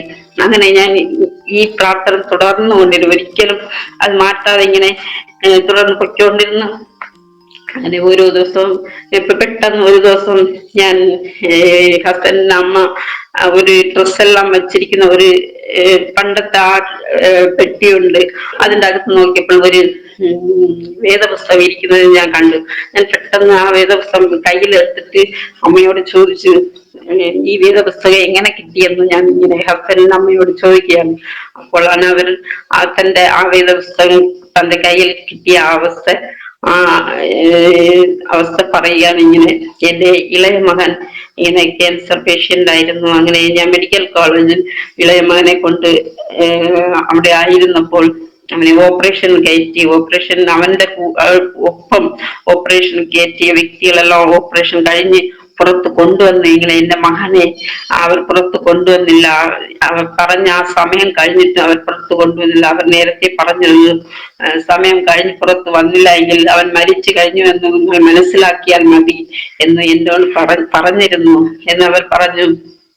അപ്പോൾ ഞാൻ ആ ഹോസ്പിറ്റലിന്റെ പുറത്തിരുന്ന് ഇങ്ങനെ കരയുവാൻ ഇടയായി. അപ്പോൾ രോഗികൾക്ക് വേണ്ടി പ്രാർത്ഥിക്കാൻ വന്ന 3 ദൈവദാസന്മാർ കടന്നു വന്ന് എന്റെ കയ്യിൽ ഈ വേദപുസ്തകം എന്നിട്ട് ഇതിലുള്ള ജീവന്റെ വചനമാണ്, ഇത് വിശ്വസിച്ച് നിങ്ങൾ പ്രാർത്ഥിച്ചാൽ നിങ്ങളുടെ മകൻ മരിച്ചു കഴിഞ്ഞ് വരുമെന്ന് പറഞ്ഞ വ്യക്തി ജീവനോട് പുറത്തു വരും എന്ന് അമ്മൻ പറഞ്ഞ് ആ വേദപുസ്തകം കൊടുക്കുവാനിടയായി. അങ്ങനെ ഹസ്ബൻഡിന്റെ അമ്മ കയ്യിൽ ആ വേദപുസ്തകം വെച്ചുകൊണ്ട് പറയുവാനിടയായി, ഇതിൽ കിടക്കുന്ന വചനം എന്താണെന്ന് എനിക്ക് അറിഞ്ഞുകൂടാ, എനിക്ക് അങ്ങനെ വായിക്കുവാനും അറിഞ്ഞുകൂടാ, എന്നാൽ ജീവന്റെ വചനം എന്നറിയാം. ആ ദേവദാസന്മാർ പറഞ്ഞ് ജീവന്റെ ദൈവമാണ്, ജീവനുള്ള ദൈവമാണ് എന്ന് പറയുവാനിടയായി. അതുകൊണ്ട് ദൈവമേ, അങ്ങ് ജീവനുള്ള ദൈവമാണെങ്കിൽ എന്റെ മകനെ രക്ഷിക്കണമേ, ജീവനോടെ പുറത്ത് കൊണ്ടുവരുവാൻ വേണ്ടി അങ്ങ് സഹായിക്കണം എന്ന് പറയുവാൻ്റെ ദൈവത്തോട് ഇങ്ങനെ പ്രാർത്ഥിച്ചു. അങ്ങനെ ആ മകൻ ഓപ്പറേഷൻ കഴിഞ്ഞ് ആ സമയം കഴിഞ്ഞു എങ്കിലും അതിനുശേഷം അവനെ ജീവനോടെ പുറത്ത് കൊണ്ടുവരുന്ന ഒരവസ്ഥ ഉണ്ടായി. അത് താൻ കണ്ട് അന്ന് മുതൽ അവർ ആ ജീവനുള്ള ദൈവത്തെ അവരെ അറിഞ്ഞു എങ്കിലും അവർക്ക് ബന്ധുക്കളുടെ മുമ്പേ മറ്റുള്ളവരിൽ ചെന്ന് സാക്ഷ്യം പറയുവാനോ ഒരു സഭയിൽ പോയി സാക്ഷ്യം പറയുവാനോ അവർക്ക് പേടിയായിരുന്നു. ചുറ്റും ഹൈന്ദവരാണ് താമസിക്കുന്നത്, അവരുടെ ബന്ധുക്കളെല്ലാം ഹൈന്ദവരാണ്. തൊട്ടടുത്ത് അവിടെ കുടുംബ ക്ഷേത്രമുള്ളതാണ്. ഇതിന്റെ ഇടയിൽ കൂടെ ഞാൻ എങ്ങനെ സഭയിൽ കടന്നു പോകും, എനിക്ക് നാണക്കേടാണ് എന്ന് പറഞ്ഞ് അവർ എന്നോട് പറയുവാനിടയായി. അപ്പോൾ ഞാൻ പറഞ്ഞു, നിങ്ങളുടെ മകനെ വിടിവിച്ചത് ജീവനുള്ള ദൈവമാണ്, അത് നിങ്ങൾ മറ്റുള്ളവരോട് പറയണമെങ്കിലേ നിങ്ങളുടെ ജീവിതത്തിൽ ഇനിയും ആ വിടുതൽ നിലനിൽക്കുമില്ല എങ്കിൽ ചിലപ്പോൾ ദൈവം ആ വിടുതൽ മാറ്റിക്കളയുമെന്ന് ഞാൻ പറയുന്നുണ്ടായി. അങ്ങനെ എന്റെ വാക്ക് കേട്ട് അവരെങ്കിൽ ഈ ഞായറാഴ്ച നമുക്ക് സഭയിൽ കടന്നു പോകാമെന്ന് പറഞ്ഞു. എന്നാൽ ആ ചുറ്റുപാടിൽ CSA സഭകളാണ് ഒരുപാട് ഉണ്ടായിരുന്നത്. എന്നാൽ എനിക്കും അതിൽ പോകാൻ അങ്ങനെയെങ്കിലും പോകാൻ കഴിഞ്ഞല്ലോ എന്ന് പറഞ്ഞാൽ അവരെ ഒപ്പം തന്നെ ആദ്യമേ ഞങ്ങളുടെ CSI ചർച്ചിലാണ് കടന്നുപോയത്. ആ സമയങ്ങളിൽ 3 മാസത്തോളം ആ CSL ചർച്ചിൽ കടന്നു പോകാനിടയെ അങ്ങനെ ആയിരുന്നപ്പോൾ ആ CSL ചർച്ചിൽ തന്നെയുള്ള ഒരു വിശ്വാസിയുടെ വീട്ടിൽ വൈകുന്നേരങ്ങളിൽ ഒരു പെന്തക്കോസ്ത് സഭയിലുള്ള ഒരു പാസ്റ്റർ വന്ന് ഒരു ആരാധന നടത്തുന്നുണ്ട്, അതിൽ നിങ്ങൾ പങ്കെടുക്കണമെന്ന് ആ വീട്ടിലുള്ള ആ വ്യക്തി ഞങ്ങളോട് വന്ന് രഹസ്യമായി പറയുവാൻ ഇടയായി. അവിടെ ഇത്രയും ജനങ്ങൾ ഉണ്ട് എങ്കിലും അവരോട് ഒന്നും പറഞ്ഞില്ല. ആ വ്യക്തി ഞങ്ങളോടാണ് ഇന്ന് അങ്ങനെ പറഞ്ഞത്. അപ്പൊ അത് കേട്ടപ്പോൾ എനിക്ക് പെട്ടെന്ന് താല്പര്യമുണ്ടായി. പെട്ടെന്ന് ഞാൻ അമ്മയോട് പറഞ്ഞു നമുക്ക് ഇന്ന് രാത്രി പോവാം എന്ന് പറഞ്ഞു. ഈ അമ്മ പറഞ്ഞു ആ ശരി പോവാം എന്ന് പറഞ്ഞു. അങ്ങനെ ഞങ്ങൾ അന്ന് രാത്രി കടന്നുപോയി. അവിടെയും ആ ദേവദാസൻ വചനം സംസാരിച്ചപ്പോൾ പെട്ടെന്ന് എന്റെ നേരെയാണ് എന്നെ കൈ ചൂണ്ടിക്കൊണ്ടാണ് പറഞ്ഞത്, ദൈവത്തിന് വേണ്ടി നീ നിന്നെ വേർതിരിച്ച് ദൈവ വേലയ്ക്കായി നീ കടന്നു വരേനും, നീ പ്രാർത്ഥിക്കുന്ന വിഷയങ്ങൾ മധ്യ ദൈവം നിനക്ക് വിടുതൽ അയക്കുമെന്ന് എന്നെ നോക്കി സംസാരിക്കുവാൻ ദൈവം. ഞാൻ അത് ഏറ്റെടുത്തു. അങ്ങനെ ഓരോ ദിവസം എന്റെ ഹസ്ബൻഡിന് വേണ്ടി ഇങ്ങനെ രക്ഷയിലേക്ക് വരുവാൻ വേണ്ടി ഞാൻ ഇങ്ങനെ ഓരോ ദിവസം പ്രാർത്ഥിച്ചു കൊണ്ടിരുന്നു. ഞാൻ ആരാധന കഴിഞ്ഞു പോകുമ്പോൾ ഇവിടെ പറഞ്ഞ എന്തെല്ലാം ഉണ്ട് അതെല്ലാം ഹസ്ബൻഡിനോട് ചെന്ന് പറയും, ഇങ്ങനെ ആലോചന പറഞ്ഞു വന്നു. പക്ഷെ ഹസ്ബൻഡ് എനിക്ക് അതൊന്നും കേൾക്കേണ്ട, നീ ആ കാര്യം എന്റെ മുമ്പേ മിണ്ടുക പോലും ചെയ്യല്ലേ എന്ന് പറഞ്ഞ് എന്നെ ദേഷ്യപ്പെട്ട് പറഞ്ഞയക്കുമായിരുന്നു. എന്നാലും ഞാൻ അത് ഒരിക്കൽ നിഷേധിച്ചില്ല. ഞാൻ അത് വീണ്ടും ഞാൻ പ്രാർത്ഥിക്കുമായിരുന്നു. ഓരോ ദിവസമുള്ള കാര്യങ്ങളൊന്ന് എന്നോട് ദേഷ്യപ്പെട്ടാൽ അത് ഞാൻ അതേപോലെ പറയും. വചനങ്ങളൊക്കെ ഞാൻ മുടങ്ങാതെ പറഞ്ഞുകൊണ്ടിരുന്നു. എന്നെങ്കിൽ ദൈവം തന്നെ രക്ഷയിലേക്ക് കൊണ്ടുവരും എന്നുള്ള ഒരു പ്രതീക്ഷ എനിക്കുണ്ടായിരുന്നു.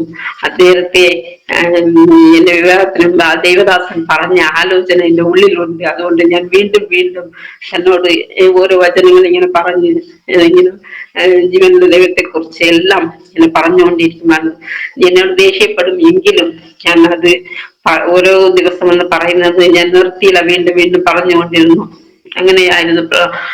നിങ്ങൾ പോകുന്ന വൈകുന്നേരം പോകുന്ന ആരാധന പാസ്റ്റർ ഇടയ്ക്കിടയ്ക്ക് ഭവനത്തിൽ വന്ന് ഇങ്ങനെ പ്രാർത്ഥിക്കുമായിരുന്നു. അങ്ങനെ ഒരു ദിവസം പ്രാർത്ഥിക്കുവാൻ ഇങ്ങനെ കടന്നു എന്റെ ഹസ്ബൻഡ് അവിടെ ഉണ്ടായിരുന്നു. അല്ലെങ്കിൽ ദൂരെ നിന്ന് ദേവദാസൻ കടന്നു എവിടെയെങ്കിലും ഓടി ഒളിച്ച് അങ്ങനെ മറഞ്ഞിരിക്കും. അങ്ങനെ ഇങ്ങനെ ദൂരെ നിന്ന് ഒരു ദിവസം ഇങ്ങനെ വന്നപ്പോ ഇങ്ങനെ പറഞ്ഞ് നിങ്ങളുടെ ഭാര്യയൊക്കെ ഇങ്ങനെ ദൈവത്തെ അറിഞ്ഞതാണ്, നിങ്ങൾ ഇതിലേക്ക് കടന്നു വരാനാണെന്ന് പറഞ്ഞ് സുവിശേഷം പറയാൻ തുടങ്ങി. ഇങ്ങനെ പെട്ടെന്ന് ഞാൻ ഇങ്ങനെ മനസ്സിൽ ടെൻഷൻ അടിക്കുകയാണ്. നീ ദേവദാസന് എന്തെങ്കിലും പറയുമോ ദേഷ്യപ്പെട്ടെന്ന് പറഞ്ഞ് ഉള്ളിൽ ഇങ്ങനെ ടെൻഷൻ അടിച്ചിരിക്കുകയാണ്. പക്ഷെ ഒന്നും പറയുവാനില്ല, എല്ലാം കേട്ടുകൊണ്ടങ്ങ് നിന്നു. ഞാൻ കഴിഞ്ഞവർ പ്രാർത്ഥിച്ചു കടന്നുപോയി. പിന്നെ വീണ്ടും ഒരു ദിവസം ഇങ്ങനെ കടന്നു ദൂരെ നിന്ന് ആ ദേവദാസൻ ഇങ്ങനെ കടന്നു വരുന്നത് ഇങ്ങനെ കണ്ടിട്ട് വീണ്ടും അയാൾ പ്രാർത്ഥിക്കാൻ വന്നുവല്ലോ എന്ന് പറഞ്ഞ് എന്റെ ഹസ്ബൻഡ് പെട്ടെന്ന് ഓടിച്ചെന്ന് പണ്ട് ഇങ്ങനെ പന പോലെ കൊണ്ട് ഒരു മെടഞ്ഞു വെച്ചിരിക്കുന്ന ഒരു പായുണ്ട്, പരമ്പുണ്ട്, അതിനെ എടുത്ത് ഇങ്ങനെ ചുരുട്ടി വെച്ച് അതിൻ്റെ അകത്ത് കയറി ഇങ്ങനെ ഒളിച്ചിരുന്ന് അത് ഞാൻ ഇങ്ങനെ നോക്കിക്കൊണ്ട് ദേവദാസൻ ഇങ്ങനെ വന്ന് പ്രാർത്ഥിച്ചോണ്ട്. അപ്പൊ ഞാൻ കൈകൂപ്പി, ദൈവമേ എന്റെ ഹസ്ബൻഡ് ഒളിച്ചിരിക്കുകയാണ്, പക്ഷെ ഈ ദൈവദാസന് മുമ്പിൽ അത് വെളിപ്പെട്ടാൽ അവരുടെ മനസ്സിൽ വിഷമം തോന്നും ദൈവമേ. അതുകൊണ്ട് ആ പരമിന്റെ അകത്ത് ഒളിച്ചിരിക്കുന്ന അവിടെ ഇരുന്നുകൊണ്ട് ഒരു ചുമയ ഒന്ന് തുമ്മുകയെ ചെയ്ത് എങ്കിൽ ദേവദാസൻ അറിയും. പക്ഷെ അത് ദൈവദാസന് വിഷമായി തീരും. അതുകൊണ്ട് ദൈവമേ നീ രക്ഷിക്കണം കർത്താവേ എന്ന് പറഞ്ഞ് ഞാൻ ഇങ്ങനെ പ്രാർത്ഥിക്കുകയാണ്. അവരുടെ മനസ്സിൽ വിഷമം തോന്നുമല്ലോ എന്ന് പറഞ്ഞ് ഞാൻ ഇങ്ങനെ പ്രാർത്ഥിക്കുകയാണ്. പക്ഷെ ആ ദേവദാസൻ പ്രാർത്ഥിച്ച് കടന്നുപോയി. പിന്നത്തെ ആ ദേവദാസൻ വന്നപ്പോൾ എന്റെ കുറ്റബോധം കൊണ്ട് ഞാൻ ആ ദേവദാസനോട് പറഞ്ഞ്, ദേവദാസനെ അന്ന് പ്രാർത്ഥിക്കാൻ വന്നപ്പോൾ എന്റെ ഹസ്ബൻഡ് വിളിച്ചിരുന്നതാണ് എന്ന് ഞാൻ പറയുവാനുണ്ടായി. അപ്പോൾ ആ ദേവദാസൻ പറഞ്ഞു, അത് എനിക്ക് അവിടെ പ്രാർത്ഥിച്ചപ്പോൾ തന്നെ എനിക്ക് വെളിപ്പെടുവാനിടയായി. ഞാൻ എല്ലാം ദൈവം എന്നോട് പറഞ്ഞു തന്നെന്ന് പറയുന്നിടയായി. അങ്ങനെ പ്രാർത്ഥിക്കാം, രക്ഷയിലേക്ക് വരും ഹസ്ബൻഡ് എന്ന് എന്നെ സമാധാനപ്പെടുത്തുവാനിടയായി. അങ്ങനെ വീണ്ടും ഒരു ദിവസം ഇങ്ങനെ വന്ന് പ്രാർത്ഥിക്കാൻ വന്നപ്പോൾ അന്ന് ഹസ്ബൻഡ് ഉണ്ടായിരുന്നു. പ്രാർത്ഥിച്ചു, ഇങ്ങനെ വീണ്ടും സുവിശേഷം പറഞ്ഞു, നിങ്ങൾ ചർച്ചിൽ വരണം, എന്ന് ആരാധനയ്ക്ക് വരണം, പങ്കെടുക്കണം, ദൈവം നിങ്ങൾക്ക് നല്ല കാര്യങ്ങൾ ചെയ്യുമെന്ന് ഉപദേശിച്ചു. അപ്പോൾ എന്റെ ഹസ്ബൻഡ് പറഞ്ഞു, എനിക്ക് കുറച്ച് കടമുണ്ട്, ഞാൻ ഒരു ചിട്ടിക്ക് ചേർന്നിരിക്കുന്ന, ആ ചിട്ടി എനിക്ക് പോയി ഈ മാസം എനിക്ക് കിട്ടിയാൽ ഞാൻ ആ ചർച്ചിലേക്ക് കടന്നു വരും, ദൈവത്തിന്റെ മുമ്പ് സാക്ഷ്യം പറയാമെന്ന് ആ ദേവദാസനോട് പറഞ്ഞു. എങ്കിൽ ദേവദാസൻ പറഞ്ഞു, എങ്കിൽ ഞാൻ പ്രാർത്ഥിക്കാം എന്ന് പറഞ്ഞു. എന്നാൽ ആ മാസം തന്നെ ആ ചിട്ടി തന്റെ പേരിൽ കിട്ടുവാനും ആ കടങ്ങൾ കൊടുത്ത് തീർക്കുവാനും ദൈവം സഹായിച്ചു. എന്നാൽ ഞാൻ പറഞ്ഞു, ദൈവം തന്നതല്ലേ ഇങ്ങനെ ചിട്ടി കിട്ടണം, എന്റെ കടങ്ങളെല്ലാം തീർക്കണം എന്ന് പറഞ്ഞല്ലേ ആ ദേവദാസനോട് പറഞ്ഞത്, അതേപോലെ ദൈവം ആ ചിട്ടി തന്നല്ലോ, അതുകൊണ്ട് സഭയിലേക്ക് കടന്നു വരണം എന്ന് അപ്പോഴാണ് എന്റെ ഹസ്ബൻഡ് എന്നോട് തിരിച്ച് മറുപടി പറഞ്ഞത്, അത് ദൈവം തന്നതല്ല, ഇത്ര പേർ ചിറ്റിയിൽ ഉണ്ട്, അതിൽ ആർക്കായാലും ഒരു പേര് ഓരോ മാസം അതേപോലെ എന്റെ പേര് അതേപോലെ വന്നതാണ്, അല്ലാതെ ദൈവം ചെയ്തതല്ല എന്ന് പറഞ്ഞു. അത് കേട്ടപ്പോൾ എനിക്ക് ഏറ്റവും വിഷമമായി. ദൈവമേ, ഇപ്രാവശ്യം ഒരു രൂപാന്തരം വന്നില്ലല്ലോ എന്ന് പറഞ്ഞ് ഞാൻ ഏറ്റവും വിഷമിക്കാൻ തുടങ്ങി. പക്ഷെ ഏത് അവസ്ഥയിൽ ദൈവത്തോട് താൻ ആ സഭയിൽ കടന്നു വരും എന്ന് ദൈവത്തോട് പറഞ്ഞു, ആ കടഭാരം മാറിയാൽ ഞാൻ ദൈവസന്നിധിയിലേക്ക് വരുമെന്ന് പറഞ്ഞ അതേ ഒരു അവസ്ഥയിൽ തന്നെ ആ കടഭാരം പിന്നത്തതിൽ ഇരട്ടിയായി മാറുവാൻ ഇടയായി. ഒരു കടം ഇല്ലാതിരുന്ന അവസ്ഥയിൽ അത് ഇരട്ടിയായി താൻ പിടിച്ചു നിൽക്കുവാൻ കഴിയാത്ത ഒരു അവസ്ഥയിലേക്ക് ദൈവം കൊണ്ടുവന്നു. അങ്ങനെ കൊണ്ടുവന്ന ഒരു ദിവസം താൻ അപ്പോൾ ട്യൂഷൻ പഠിപ്പിക്കുമായിരുന്നു. ട്യൂഷൻ പഠിപ്പിക്കാൻ പോയി രാത്രി കടന്നു വന്ന് ഞങ്ങളോട് പറഞ്ഞു, നിങ്ങൾ ആ വേറെ ഒരു മുറി കാണിച്ച് അവിടേക്ക് ഞാൻ കുഞ്ഞും അവിടെ കിടന്നു, ഞാൻ ഇന്ന് ഈ മുറിയിൽ കിടക്കാം എന്ന് എന്നോട് പറയുകയാണ്. ഞാൻ എന്ത് ഇല്ല, കുഴപ്പമില്ല, ഇന്ന് അമ്മയോട് കിടന്നാൽ മതി, ഞാൻ ഇന്ന് ഇവിടെ കിടന്നോളാം. എന്നാൽ നേരത്തെ താൻ പ്ലാൻ ചെയ്തു വന്നതാണ്, അന്ന് രാത്രി വിഷം കഴിച്ച് മരിക്കുവാൻ, ഈ കടപ്പാടത്തിൽ നിന്ന് വിടുതലില്ല, ഞാൻ വിഷം കഴിച്ച് മരിക്കുവാൻ വിഷവും കയ്യിൽ വാങ്ങിച്ചുകൊണ്ടാണ് വന്നത്. പക്ഷെ അത് എനിക്കറിയില്ലായിരുന്നു. ഞാൻ ആ മുറിയിൽ മാറി കിടന്നു. അന്ന് രാത്രി താൻ വിഷവും എടുത്ത് കയ്യിൽ വെച്ചുകൊണ്ട്, ദൈവമേ, എന്റെ കടപ്പാടം മാറുന്നില്ല, ഞാൻ ഈ വിഷം കഴിച്ച് മരിക്കുവാൻ പോകുന്നു എന്ന് പറഞ്ഞ് ഇങ്ങനെ ദൈവത്തോട് പറഞ്ഞു. ഞാൻ വച്ച് പ്രാർത്ഥിക്കുന്ന ആ ബൈബിൾ തന്റെ അടുത്തുണ്ട്. അങ്ങനെ വിഷം കഴിക്കാൻ വേണ്ടി താൻ തീരെ വിഷം ഇങ്ങനെ വായിൽ ഒഴിക്കുവാൻ ഇങ്ങനെ പോയി, കുറച്ച് വായിൽ പോയി എങ്കിലും പെട്ടെന്ന് എന്റെ ഭാര്യയെ വായിക്കുന്ന ആ വേദപുസ്തകം ഒന്ന് വായിച്ചു നോക്കാം എന്ന് പറഞ്ഞത് കയ്യിലെടുത്ത് താൻ തുറന്ന് ഇങ്ങനെ വായിക്കാൻ പോകുമ്പോ ദൈവം ഇങ്ങനെ ഒരു വാക്യം കൊടുത്ത്, എന്റെ കൃപ നിനക്ക് മതി എന്ന് പറഞ്ഞ് ഒരു വാക്യം കൊടുക്കുവാനിടയായി. എന്നാൽ ഇതിന്റെ അർത്ഥം എന്താണെന്ന് മനസ്സിലാക്കാതെ വേദപുസ്തകത്തിൽ വീണ്ടും ഒരു സ്വസ്ഥതയില്ലാന്ന് ഞാൻ ഈ വിഷം കുടിക്കുവാൻ തന്നെ പോകുന്നെന്ന് വീണ്ടും അത് കുടിക്കാൻ വേണ്ടി ശ്രമിക്കുമ്പോൾ പെട്ടെന്ന് ആ മുറി ഇങ്ങനെ രാത്രി ലൈറ്റൊന്നും ഇട്ടിരുന്നില്ല, എന്നാൽ ആ മുറി ഇങ്ങനെ നിറച്ച് ഒരു വലിയൊരു പ്രകാശം തന്നെ മൂടുവാനില്ലായിരുന്നു. കണ്ണു തുറന്ന് നോക്കിയപ്പോൾ ഞാൻ ലൈറ്റ് ഇട്ടിട്ടില്ലല്ലോ, ഇവിടെ നിന്ന് പ്രകാശം എന്ന് നോക്കിയപ്പോൾ അങ്ങ് ഉയരത്തിൽ നിന്ന് ഒരു പ്രകാശം ആ മുറിയിലേക്ക് കടന്നു വരുന്നതാൽ കാണുവാനിടയായി. പെട്ടെന്ന് വലിയൊരു കരം തന്റെ ശിരസിൽ പതിച്ചു.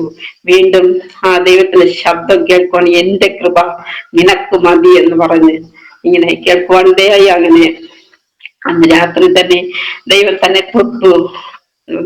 അന്ന് രാത്രി സുഖമായി കിടന്നുറങ്ങി. പിറ്റേ ദിവസമായപ്പോൾ എഴുന്നേറ്റ് അന്ന് വൈകുന്നേരം ഞങ്ങൾ ആരാധനയ്ക്ക് കടന്നു പോകുമ്പോൾ ഞങ്ങൾക്ക് മുൻപേ ആരാധനയ്ക്ക് പോകുവാൻ താൻ ഇറങ്ങിയിട്ട് പോലെ, ഞാൻ നിങ്ങളുടെ കൂടെ ആരാധനയ്ക്ക് വരുന്നു എന്ന് ഇങ്ങനെ പറയുന്നതിനിടെ അവിടെ ആരാധനയ്ക്ക് കടന്നു പോയി.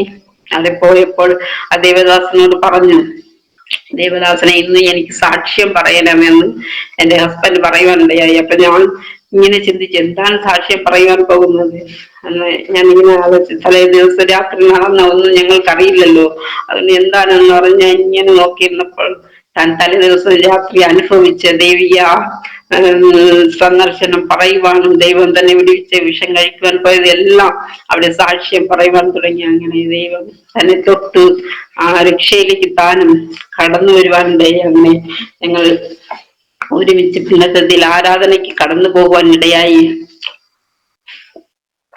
അങ്ങനെ മുമ്പോട്ട് കടന്നു പോയിക്കൊണ്ടിരുന്നു. അങ്ങനെ ഞങ്ങൾക്ക് 2 കുഞ്ഞുങ്ങളായി. രണ്ടാമത്തെ കുഞ്ഞിനും ഏകദേശം 1 വയസ്സ് ഇനൊക്കെ മൂത്ത കുഞ്ഞിനും ഏകദേശം 3 വയസ്സ് കഴിഞ്ഞ്, രണ്ടാമത്തെ കുഞ്ഞ് ഏകദേശം 1 വയസ്സായപ്പോൾ ഇങ്ങനെ ഞങ്ങൾ ചർച്ചിൽ കടന്നു പോയിക്കൊണ്ടിരുന്നു. അപ്പോൾ പോകുന്ന വഴിയിൽ ബന്ധുക്കൾ തൊട്ടടുത്ത് താമസിക്കുന്ന അവരുടെ മുറ്റത്തുകൂടെയാണ് ഞങ്ങൾ പോകേണ്ട വഴി. ഞങ്ങൾ ചർച്ചിൽ പോകുന്നത് കൊണ്ട് അവരുടെ മുറ്റത്തുകൂടെ പോകാൻ പാടില്ല എന്ന് പറഞ്ഞ് ആ വഴി അടയ്ക്കുവാൻ ഇടയായി. അങ്ങനെ പ്രതികൂലങ്ങൾ ഞങ്ങളുടെ ജീവിതത്തിൽ ഞങ്ങൾ ആ ചുറ്റുപാടുമുള്ള ബന്ധുക്കൾ എല്ലാവരും ഞങ്ങൾക്ക് എതിരായി മാറി. അങ്ങനെ പ്രതികൂലങ്ങളുടെ മധ്യയാണ് ഒരു കല്യാണത്തിന് അവർ വിളിക്കുകയില്ല. ഞങ്ങൾ കല്യാണത്തിന് ക്രിസ്ത്യാനി വന്നു, ഉപ്പുമാവ് ക്രിസ്ത്യാനി ഇതോ കടന്നു വന്നു എന്ന് പറഞ്ഞ് ഞങ്ങളെ ആക്ഷേപിക്കുന്ന ഒരു അവസ്ഥയിലായിരുന്നു. എന്നാൽ ആ സമയം ഞങ്ങൾ സ്നാനപ്പെട്ടില്ല, സ്നാനത്തെ കുറിച്ച് അങ്ങനെ അറിഞ്ഞില്ല. അതുകൊണ്ട് എല്ലാം അറിഞ്ഞ് സ്നാനത്തിന്റെ ക്ലാസ് ഒക്കെ കഴിഞ്ഞിട്ട് വേണം സ്നാനപ്പെടാനെന്ന് ഞങ്ങൾ മനസ്സിൽ തീരുമാനം എടുത്തിരുന്നു. അങ്ങനെ ഓരോ ദിവസം കടന്ന ബന്ധുക്കളുടെ ഓരോ കുത്തുവാക്കുകളും ഇങ്ങനെ വഴിതരാതെ നിങ്ങളുടെ ഒരു വിഭാഗത്തിൽ വിളിക്കയില്ല, നിങ്ങളെ പൂർണ്ണമായി അവർ ഒരു ഒറ്റപ്പെടുത്തിയ ഒരു അവസ്ഥയിലാണ് ഞങ്ങൾ കടന്നുപോയത്. അങ്ങനെ ആയിരുന്നപ്പോൾ ഒരു ദിവസം ഞങ്ങൾ പ്രത്യേകമായി ഒരു വസ്തു വാങ്ങിച്ച് അതിൽ 2 മുറി വെച്ച് താമസിച്ചു. അങ്ങനെ താമസിച്ചുകൊണ്ട് വലിയ പെട്ടെന്ന് ഒരു ദിവസം അതിലും വഴിയില്ല. അപ്പൊ അതും ഒരു ബന്ധുവിന്റെ വീട്ടിന്റെ ബസ്സിൽ കൂടെയാണ് കയറി പോകേണ്ടത്. അങ്ങനെ പൊയ്ക്കൊണ്ടിരുന്നപ്പോൾ പെട്ടെന്ന് ഒരു ദിവസം അവർ ആ വഴി അങ്ങ് അടച്ചപ്പോൾ ഞങ്ങൾ വലിയൊരു ബുദ്ധിമുട്ടായി. ദൈവമേ, ഇനി ഞങ്ങൾ എങ്ങനെ ഈ വഴി കടന്നു പോകുമെന്ന് പറഞ്ഞു. ഇനി രാത്രി ആരാധനയ്ക്കൊക്കെ എങ്ങനെ കടന്നു പോകുമെന്ന് പറഞ്ഞു. ഇങ്ങനെ ആയിരിക്കുന്ന സമയത്ത് രാത്രി അവർ ഒരുപോലെ തൽക്കാലത്തേക്ക് അവർ ഇങ്ങനെ മെടഞ്ഞെടുത്ത് അത് വെച്ച് നല്ല പൊക്കത്തിൽ ഇങ്ങനെ ആ വഴി അടച്ചു വെക്കുമായിരുന്നു. എന്നാൽ ഞാൻ തീരുമാനിച്ചു, ഏതായാലും ഈ വഴി മാത്രമേ നിങ്ങൾക്ക് കടന്നു പോകാൻ ഉള്ളൂ, വേറെ വഴിയില്ല എന്ന് പറഞ്ഞ് തീരുമാനിച്ച ആ വഴി ഞാൻ ഇങ്ങനെ പോകാൻ വേണ്ടി പെട്ടെന്ന് ഞാൻ പണ്ട് സ്പോർട്സിലൊക്കെ ഇങ്ങനെ ലോങ് ജമ്പ് ഒക്കെ പോയി ഞാൻ ചേർന്നിട്ടുണ്ട്.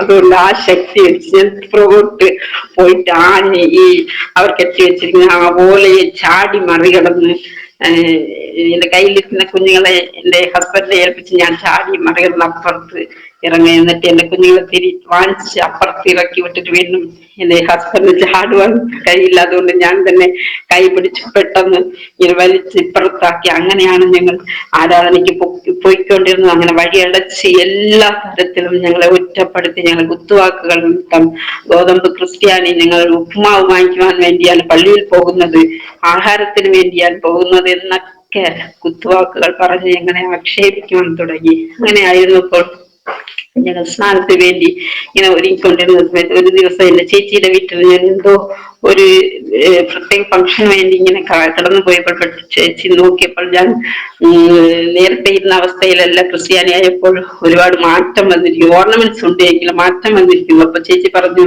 നീ ക്രിസ്ത്യാനി ആയതൊക്കെ ശരി തന്നെ, പക്ഷേ താലിയേർത്താൻ വേദത്തിൽ മാത്രം നീ പോയി ചേരുമെങ്കിൽ എന്റെ ഈ വീട്ടിൽ നീ കടന്നു വരുവാൻ പാടില്ല, ഞാൻ ഇവിടെ കയറ്റില്ല എന്ന് പറഞ്ഞു.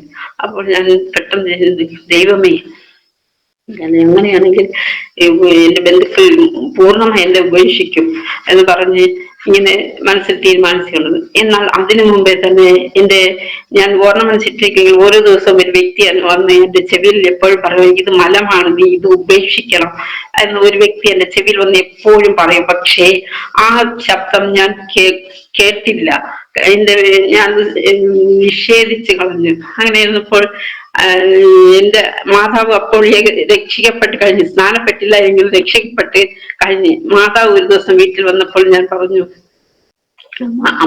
എന്റെ അമ്മയോട് പറഞ്ഞു ഇങ്ങനെ ഒരു വ്യക്തി വന്ന് എന്റെ ചെവിയിൽ ഇങ്ങനെ സംസാരിക്കുക. അവർ വിശ്വാസത്തിൽ നല്ല തീവ്രമായി നിൽക്കുന്ന ഒരു മാതാവാണ്. ഞാൻ ഇങ്ങനെ പറഞ്ഞു, ഇങ്ങനെ ഒരു വ്യക്തി വന്ന് എന്റെ ചെവിയിൽ സംസാരിക്കുന്നു, ഞാൻ ഇട്ടിരിക്കുന്ന ഇത് മലമാണ് എന്ന് എപ്പോഴും പറയുകയാണെന്ന് പറയും. അപ്പോഴല്ലേ മാതാവ് പറഞ്ഞ്, അങ്ങനെ ഒരു വാക്ക് നീ കേട്ടിട്ടില്ല, അത് ഉപേക്ഷിക്കണം. എന്നാൽ എന്റെ മാതാവ് ഓർണമെന്റ്സ് ഇട്ടിരിക്കുകയാണ്, എന്നാൽ പോലും അവർ എന്നോട് പറഞ്ഞു, അങ്ങനെ ഒരു ശബ്ദം നീ കേട്ടിട്ടുണ്ടെങ്കിൽ അത് ഉപേക്ഷിക്കണം എന്ന് എന്നോട് പറയുവാനിടയായി. എന്നാൽ ശരിയെന്ന് ഞാൻ മനസ്സിലിങ്ങനെ തീരുമാനിച്ച് ഇങ്ങനെ പൊയ്ക്കോടും. ഞങ്ങൾ പോകുന്ന ആരാധനയിൽ കടന്നു വരുന്നവര് സഹോദരി ഞാൻ ഇങ്ങനെ പറഞ്ഞു, എനിക്ക് ഇങ്ങനെ ഒരു ശബ്ദം എന്റെ ചെവികൾ, അവർ ഓർണമെന്റ്സ് ഇട്ട് ആരാധിക്കുന്നവരാണ്. അങ്ങനെ ഞാൻ പറഞ്ഞു. അപ്പോൾ അവർ പറഞ്ഞു, ഓർണമെന്റ്സ് ഒന്നും ഊരേണ്ട ആവശ്യമില്ല, ഓർണമെന്റ്സ് ഊരിയാലും കഷ്ടത ഉണ്ട്, അല്ല എങ്കിലും കഷ്ടത ഉണ്ട്, അതൊക്കെ വെറുതെ തോന്നുന്നതാണ്, അതുകൊണ്ട് നീ ഓർണമെന്റ്സ് ഊരണ്ട എന്ന് പറഞ്ഞ് അവരെന്നോട് ഉപദേശിക്കാറുണ്ടേ. അപ്പോൾ ഞാൻ വിചാരിച്ചു, എങ്കിൽ അങ്ങനെ ആയിരിക്കും, എനിക്ക് തോന്നിയതായിരിക്കും. ഞാൻ ഓർണമെന്റ്സ് ഊരാതെ അങ്ങനെ ഓർണമെന്റ്സ് ഇട്ടുകൊണ്ട് സ്നാനം എടുക്കാം എന്നുള്ള ഒരു തീരുമാനത്തിൽ അങ്ങനെ സന്തോഷിച്ചിരുന്നു. അപ്പോഴാണ് ദൈവം തൊട്ടത്. ഞാൻ പറയാം, എന്റെ ഇളയ കുഞ്ഞ് പെട്ടെന്ന് അവൻ എപ്പോഴും നല്ല ആഹാരം കഴിച്ച്, എപ്പോഴും ആര് ആഹാരം കൊടുത്താലും ഇങ്ങനെ കഴിച്ചു കൊണ്ടിരിക്കുന്ന ഒരവസ്ഥ. അവന്റെ ശരീരത്തിൽ ഓർണമെന്റ്സ് ഒക്കെ കിടക്കുകയാണ്, എന്റെ ശരീരത്തിലും ഉണ്ട്. അതൊന്ന് ദൈവം ഏതെങ്കിലും തരത്തിൽ ഞാൻ ഇട്ടിരിക്കുന്ന ആ ഭരണത്തെ ഉപേക്ഷിക്കത്തക്ക ആ വിധത്തിൽ എന്തെങ്കിലും ഒരു പ്രതികൂലം കൊണ്ടുവരുന്നു. അങ്ങനെ അത് ഞാൻ ഒരു ചിലപ്പോൾ അത് വിൽക്കുവാനോ എന്തെങ്കിലും ഇടയാക്കും. അത് വിറ്റ് കഴിഞ്ഞാൽ ഞാൻ വേറെ ഒന്ന് ദൈവത്തോട് മത്സരിച്ച് ഒന്നുകൂടെ വാങ്ങിച്ചിടും. അങ്ങനെ ദൈവം ഇങ്ങനെ ചെയ്തു. അങ്ങനെ അവസാനം ഇങ്ങനെ ദൈവത്തോട് മത്സരിക്കുന്ന ദൈവം വീണ്ടും നോക്കിയിട്ട് ഒരു രക്ഷയില്ലാത്തുള്ള അവസാനം ദൈവം ഞാൻ കഴുത്തിലിട്ടിരിക്കുന്ന ആ ഓർണമെന്റ്സിൽ ആദ്യം കഴുത്തിൽ ഒരു ചൊറിച്ചിൽ അനുഭവപ്പെടുവാൻ തുടങ്ങി. ഞാൻ ചൊറിഞ്ഞ് എന്റെ കഴുത്തൊക്കെ നല്ലവണ്ണം വൃണമായി. അത് പിന്നെ ഏത് ഹോസ്പിറ്റൽ കൊണ്ട് കാണിച്ചിട്ടും അത് പൂർണ്ണമായ ഒരു സൗഖ്യം വന്നില്ല. ആ ഭാഗം മൊത്തം ഒരു ചേനയുടെ പുറം എങ്ങനെ ആയിരിക്കുമോ അതേപോലത്തെ അവസ്ഥയിലേക്ക് മാറുവാൻ തുടങ്ങി. എന്നിട്ടും ഞാൻ ആ ഓർണമെന്റ്സ് ഊരുവാൻ തയ്യാറായില്ല. വീണ്ടും ഞാൻ വേറൊരു അപ്പോൾ ഇറങ്ങിയ ഒരു മോഡൽ ഒരു കമ്മൽ വാങ്ങിച്ച് എന്റെ ചെവിയിൽ ഇടുവാൻ ഇടയായി. എന്നാൽ ദൈവം എന്ത് ചെയ്തെന്ന് അറിയാമോ? ഞാൻ ആ കമ്മൽ ഇട്ടുകൊണ്ട് എന്റെ ഇളയ കുഞ്ഞിനെ ഇങ്ങനെ തൂക്കിയെടുത്തപ്പോൾ പെട്ടെന്ന് ഈ കമ്മൽ എങ്ങനെയാണെന്ന് എനിക്കറിയില്ല, ആ കമ്മൽ കൊണ്ട് അവന്റെ നെറ്റി മുഴുവനും ഇങ്ങനെ കീറി പിളർക്കുവാൻ ഇടയായി. അങ്ങനെ ബ്ലഡ് ഇങ്ങനെ വന്നുകൊണ്ടിരിക്കുകയാണ്. പെട്ടെന്ന് ഞാൻ ഹോസ്പിറ്റലിലേക്ക് കൊണ്ട് അതിന്റെ ട്രീറ്റ്മെന്റൊക്കെ ചെയ്ത് വീട്ടിലേക്ക് കൊണ്ടുവന്നു. എന്നിട്ട് പോലും ആ ഓർണമെന്റ്സ് മാറ്റാൻ ദൈവം സംസാരിച്ചിട്ട് പോലും ഓർണമെന്റ്സ് മാറ്റുവാൻ ഞാൻ തയ്യാറായില്ല.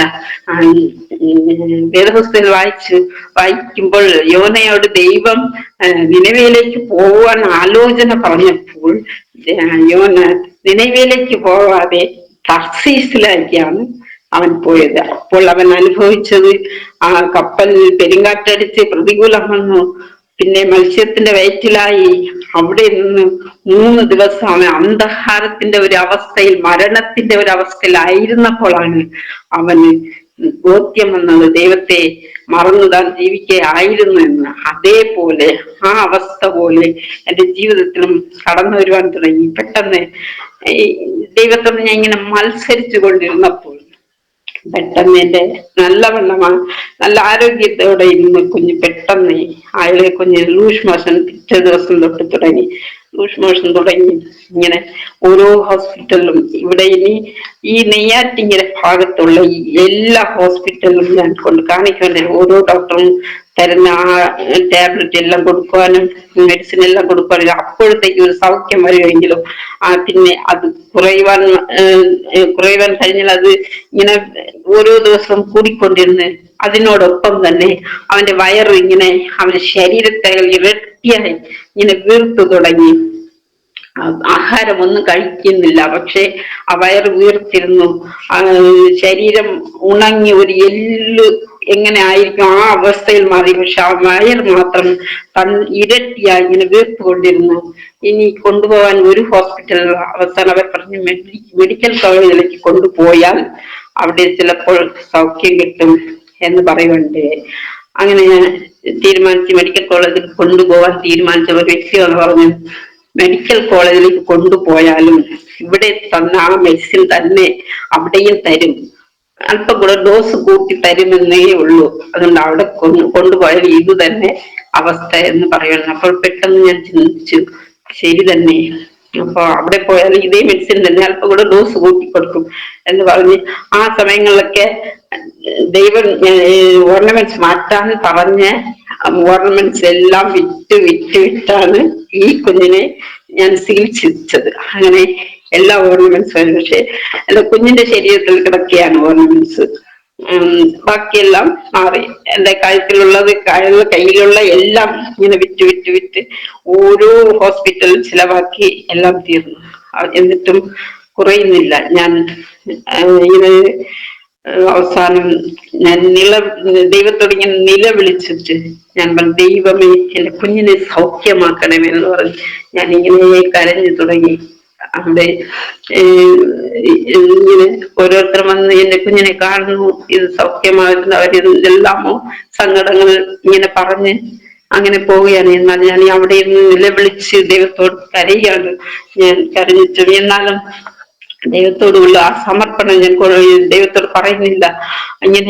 അങ്ങനെ കരഞ്ഞുകൊണ്ട് മാത്രം വരുന്നു. എന്നിട്ട് അവന് ഒരു കുറവില്ല, ആഹാരം കഴിക്കുന്നില്ല, വയറ് മാത്രം ഇരട്ടിയ വീർത്ത് ലൂസ് മോഷൻ പൊയ്ക്കൊണ്ടിരിക്കുന്നു, എങ്കിലും വയർ കുറയുന്നില്ല. അങ്ങനത്തെ ഒരു അവസ്ഥയായിരുന്നു. ഞാൻ അങ്ങനെ പെട്ടെന്ന് ഞാൻ ദൈവസന്നിധിയിൽ മുട്ടുകുത്തി, ദൈവം എന്റെ കുഞ്ഞിന് സൗഖ്യം തരണമെന്ന് ഞാൻ ഒരു വാശിയോടും അവിടെ മുട്ടുകുത്തുവാനിടയായി. അവൻ കിടക്കുന്ന ആ ഒരു പരമ്പിൽ തന്നെ മുട്ടുകുത്തിയിട്ട് ഞാൻ പറഞ്ഞു, ദൈവമേ ഞാൻ ഓർണമെന്റ്സ് മാറ്റാത്തതാണ് അവന്റെ സന്നിധിയിൽ ആമേൻ കുറവായി ഞാൻ കാണുന്നു. ഞാൻ ഇപ്പോൾ തീരുമാനമെടുക്കുന്നു, എന്റെ കുഞ്ഞിന്റെ ശരീരത്തിൽ കിടക്കുന്ന ഓർണമെന്റ്സ് ഞാൻ പൂർണ്ണമായി മാറ്റാം.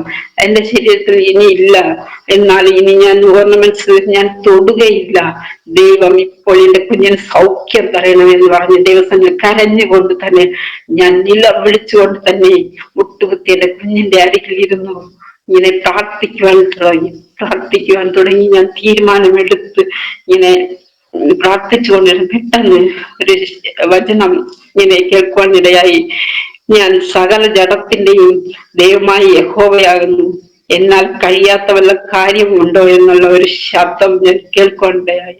അത് കേട്ടപ്പോൾ തന്നെ പെട്ടെന്ന് എന്റെ അടുത്ത് ഒരു എന്തോ പൊട്ടുന്നത് പോലെ ഒരു സൗണ്ട് ഇങ്ങനെ കേട്ട് ഞാൻ കണ്ണു തുറന്ന് പെട്ടെന്ന് എന്റെ കുഞ്ഞിനെ നോക്കിയപ്പോൾ ലൂസ് മോഷൻ പോയി, എല്ലാം പുറത്തു പോയി. എന്റെ കുഞ്ഞിന്റെ വയറ് നേരത്തെ ഇരട്ടിയായി വീർത്തിരുന്നവർ പെട്ടെന്ന് താന്ന് യഥാർത്ഥമായ അവസ്ഥയിലേക്ക് ആയി തുടങ്ങി കണ്ടപ്പോൾ ഞാൻ ദൈവത്തെ സ്തുതിച്ചു. ദൈവമേ, നിന്നോട് ഞാൻ മത്സരിച്ചത് കൊണ്ടാണ് ഈ ശിക്ഷ ഞാൻ അനുഭവിക്കേണ്ടത്. ഞാൻ ഇന്ന് മുതൽ എന്റെ ശരീരത്തിൽ ഒരു ആഭരണം ഞാൻ തൊടുകയില്ല, എന്റെ കുഞ്ഞിനും ഞാൻ ഒരു ആഭരണം ഇട്ട് കൊടുക്കുകയില്ല, ഇപ്പോൾ തീരുമാനം എടുക്കുന്നു എന്ന് പറഞ്ഞ് ദൈവത്തോട് തീരുമാനമെടുത്തു. അത് കഴിഞ്ഞ് ഒരു മാസം കഴിഞ്ഞപ്പോൾ തന്നെ ഞങ്ങൾ ഹസ്ബൻഡും ഞാനും തീരുമാനം എടുത്ത പ്രകാരം തന്നെ ഒരുമിച്ച് സ്നാനപ്പെടുവാനിടയായി. അതിനുശേഷം ഞങ്ങളുടെ ജീവിതത്തിൽ ദൈവം ഒരുപാട് അത്ഭുതങ്ങളും അടയാളങ്ങളും ചെയ്യുവാൻ തുടങ്ങി. ഞങ്ങൾ ആയിരുന്ന കുടുംബ വീട് എല്ലാം വിറ്റു ഞങ്ങൾ വേറൊരു സ്ഥലത്തേക്ക് ദൈവ ആലോചന പ്രകാരം മാറി താമസിക്കുവാൻ തുടങ്ങി.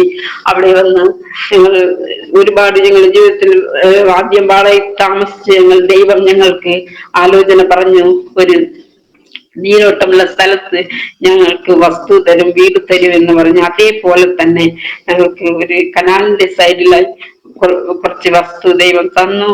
അതിൽ ഞങ്ങൾ ഇപ്പോൾ വീട് വെച്ച് താമസിക്കുകയാണ്. ഞങ്ങൾ കുടുംബമായി ദൈവത്തിന്റെ വേല ചെയ്യാണ്. 2 മക്കളുണ്ട്. ഇത് കുടുംബത്തിൽ ഒരു സഹോദരനാണ് രക്ഷയിലേക്ക് വന്നത്. എന്നാൽ ഇന്ന് ഞങ്ങൾ കുടുംബത്തിൽ ഒരു ചേച്ചി ഒഴികെ ബാക്കി എല്ലാവരും ഈ രക്ഷയെ അറിയുവാനിടയായി. അവരെല്ലാവരും ആത്മാവിന് സത്യത്തിൽ ദൈവത്തെ ആരാധിച്ചു കൊണ്ടിരിക്കുകയാണ്. സഹോദരങ്ങൾ, തമിഴ്നാട്ടിന്റെ ഭാഗത്താണ് ഞങ്ങൾ ഈ കേരളത്തിൽ കുടുംബമായി ദൈവത്തിന്റെ വേല ചെയ്യുകയാണ്. അതുകൊണ്ട് ഞാൻ പറയുന്നു, എന്നെ കേൾക്കുന്ന ഏതൊരു വ്യക്തിയാലും, ഈ ചാനൽ കൂടെ കേൾക്കുന്ന ഏതൊരു വ്യക്തിയായാലും, നിങ്ങൾ ദൈവം വിളിച്ചു വേർതിരിക്കുവാൻ ആഗ്രഹിക്കുന്ന ദൈവത്തിന് വേണ്ടി നിങ്ങളെ വിട്ടുകൊടുക്കണം. ദൈവത്തിന്റെ വാക്കിന് ഒരു വില കൽപ്പിക്കാൻ, ദൈവത്തോട് മത്സരിക്കാതെ ആ ദൈവത്തിന്റെ വാക്ക് കേട്ട് അനുസരിക്കേ വേണം. അതേപോലെ ജീവനുള്ള ദൈവത്താൽ കഴിയാത്തത് ഒന്നുമില്ല. നമ്മൾ ഹല്ലേലൂയ സ്തോത്രം. വിഗ്രഹങ്ങളെ ആരാധിച്ച് നശിച്ചു പോകുന്ന ജനത്തിന് വേണ്ടി ജീവനുള്ള ദൈവമാണ് യഥാർത്ഥ ദൈവമെന്ന് അറിവാൻ അതിൽ ഓരോ ജനത്തെ ഞാൻ ആഹ്വാനിക്കുകയാണ്. അതിൽ ഈ സാക്ഷ്യം അതിൽ ഓരോ ജനത്തിനും ഒരു പ്രചോദനമായി തീരട്ടെ എന്ന് ഞാൻ ആഗ്രഹിക്കാണ്. ഒരു മിനിറ്റ് ഞാൻ പ്രാർത്ഥിക്കാം. പരിശുദ്ധനായ ദൈവമായ കർത്താവേ, അപ്പാ അങ്ങയെ സ്തുതിക്കുന്ന കർത്താവേ, വാഴ്ത്തുന്നു. ഹല്ലേലൂയ. നല്ല സമയത്തിനായി അങ്ങ് ഒരുക്കിയ കൃപയ്ക്കായി സ്തോത്രം ചെയ്യുന്ന കർത്താവേ. ഹല്ലേലൂയ സ്തോത്രം. ഹല്ലേലൂയ ആമേൻ സ്തോത്രം. ഹല്ലേലൂയ ആയിരിക്കുന്ന ഹല്ലേലൂയ ദേവദാസ്യം അനുഗ്രഹിക്കുമാറാകണമേ കർത്താവേ. ഹല്ലേലൂയ സ്തോത്രം ചെയ്യുന്ന ഇതിൽ കൂടെ അവർ ചെയ്യുന്ന ഹല്ലേലൂയ ആമേൻ സ്തോത്രം ദൈവത്തിന്റെ ഒരു ശുശ്രൂഷ എന്ന ഹല്ലേലൂയ ഭാഗമായി അവർ ചെയ്യുന്ന ഈ വേലയെ അനുഗ്രഹിക്കുമാറാകണമേ കർത്താവേ. ഹല്ലേലൂയ ആമേൻ സ്തോത്രം കർത്താവേ. അനേകർക്ക് ഹല്ലേലൂയ പ്രയോജനപ്പെടുവാൻ തക്കവണ്ണം കർത്താവേ ഹല്ലേലൂയ ആമേൻ സ്തോത്രം കുടുംബമായി ഒരുക്കുമാറാകണമേ. ഹല്ലേലൂയ സ്തോത്രം കർത്താവേ. ആമേൻ ഹല്ലേലൂയ ആമേൻ ഉന്നത സ്ഥാനത്തിലേക്ക് ഹല്ലേലൂയ ആമേൻ അവരുടെ ഹല്ലേലൂയ കുടുംബമായി എത്തുവാൻ തക്കവണ്ണം കർത്താവേ കൃപ ചെയ്യുമാറാകണമേ കർത്താവേ. ഹല്ലേലൂയ സ്തോത്രം ചെയ്യുന്ന കർത്താവേ, ചെയ്യുന്ന വേലകൾ അനുഗ്രഹിക്കുമാറാകണമേ കർത്താവേ. ഹല്ലേലൂയ സ്തോത്രം ചെയ്യുന്ന കർത്താവേ. ആമേൻ ഹല്ലേലൂയ സ്തോത്രം അനേകർ കർത്താവേ. ഹല്ലേലൂയ ആമേൻ ഹല്ലേലൂയ അവർ മുഖാന്തരം കർത്താവേ. ഹല്ലേലൂയ ആമേൻ സ്തോത്രം കർത്താവേ. ഹല്ലേലൂയ ഈ രക്ഷയുടെ ദൈവത്തെ അറിവാൻ ഹല്ലേലൂയ മുഖാന്തരമായി തീരുവാൻ തക്കവണ്ണം കർത്താവേ ഒരുക്കുമാറാകണമേ കർത്താവേ. അടിയാനി കർത്താവേ. ഹല്ലേലൂയ ആമേൻ സ്തോത്രം കർത്താവേ. ഹല്ലേലൂയ സംസാരിക്കുവാൻ ഹല്ലേലൂയ എന്റെ ദൈവമേ ഹല്ലേലൂയ സ്തോത്രം ഒരുക്കി തന്ന നല്ല കൃപയ്ക്കായി സ്തോത്രം കർത്താവേ. ഒരിക്കൽ കൂടെ ഹല്ലേലൂയ ദൈവവാസിക്കുമായി പ്രാർത്ഥിക്കുന്ന അനുഗ്രഹിക്കണമേ കർത്താവേ. അവരുടെ ഹല്ലേലൂയ വേലയെ ഹല്ലേലൂയ എന്റെ ദൈവമായി കർത്താവേ എനിക്ക് ഈ ചാനലിനെ അനുഗ്രഹിക്കുമാറാകണമേ കർത്താവേ. എല്ലാവിധ ഹല്ലേലൂയ ആമേൻ ഹല്ലേലൂയ സ്തോത്ര അനുഗ്രഹങ്ങളാൽ നിറയ്ക്കുമാറാകണമേ കർത്താവേ. ഹല്ലേലൂയ സ്തോത്രം കർത്താവേ. ആമേൻ ഇതിൽ കൂടെ ഹല്ലേലൂയ ആമേൻ സാക്ഷിക്കുന്ന ജനതയെ കർത്താവേ ഹല്ലേലൂയ ആമേൻ രൂപാന്തരപ്പെടുത്തുമാറാകണമേ കർത്താവേ. ഹല്ലേലൂയ അങ്ങ് തന്നെ നടത്തേണമേ കർത്താവേ. കൃപയ്ക്കുൾ മറക്കുമാറാകണമേ. യേശുവിന്റെ അധികാരമുള്ള നാമത്തിൽ തന്നെ ആമേൻ.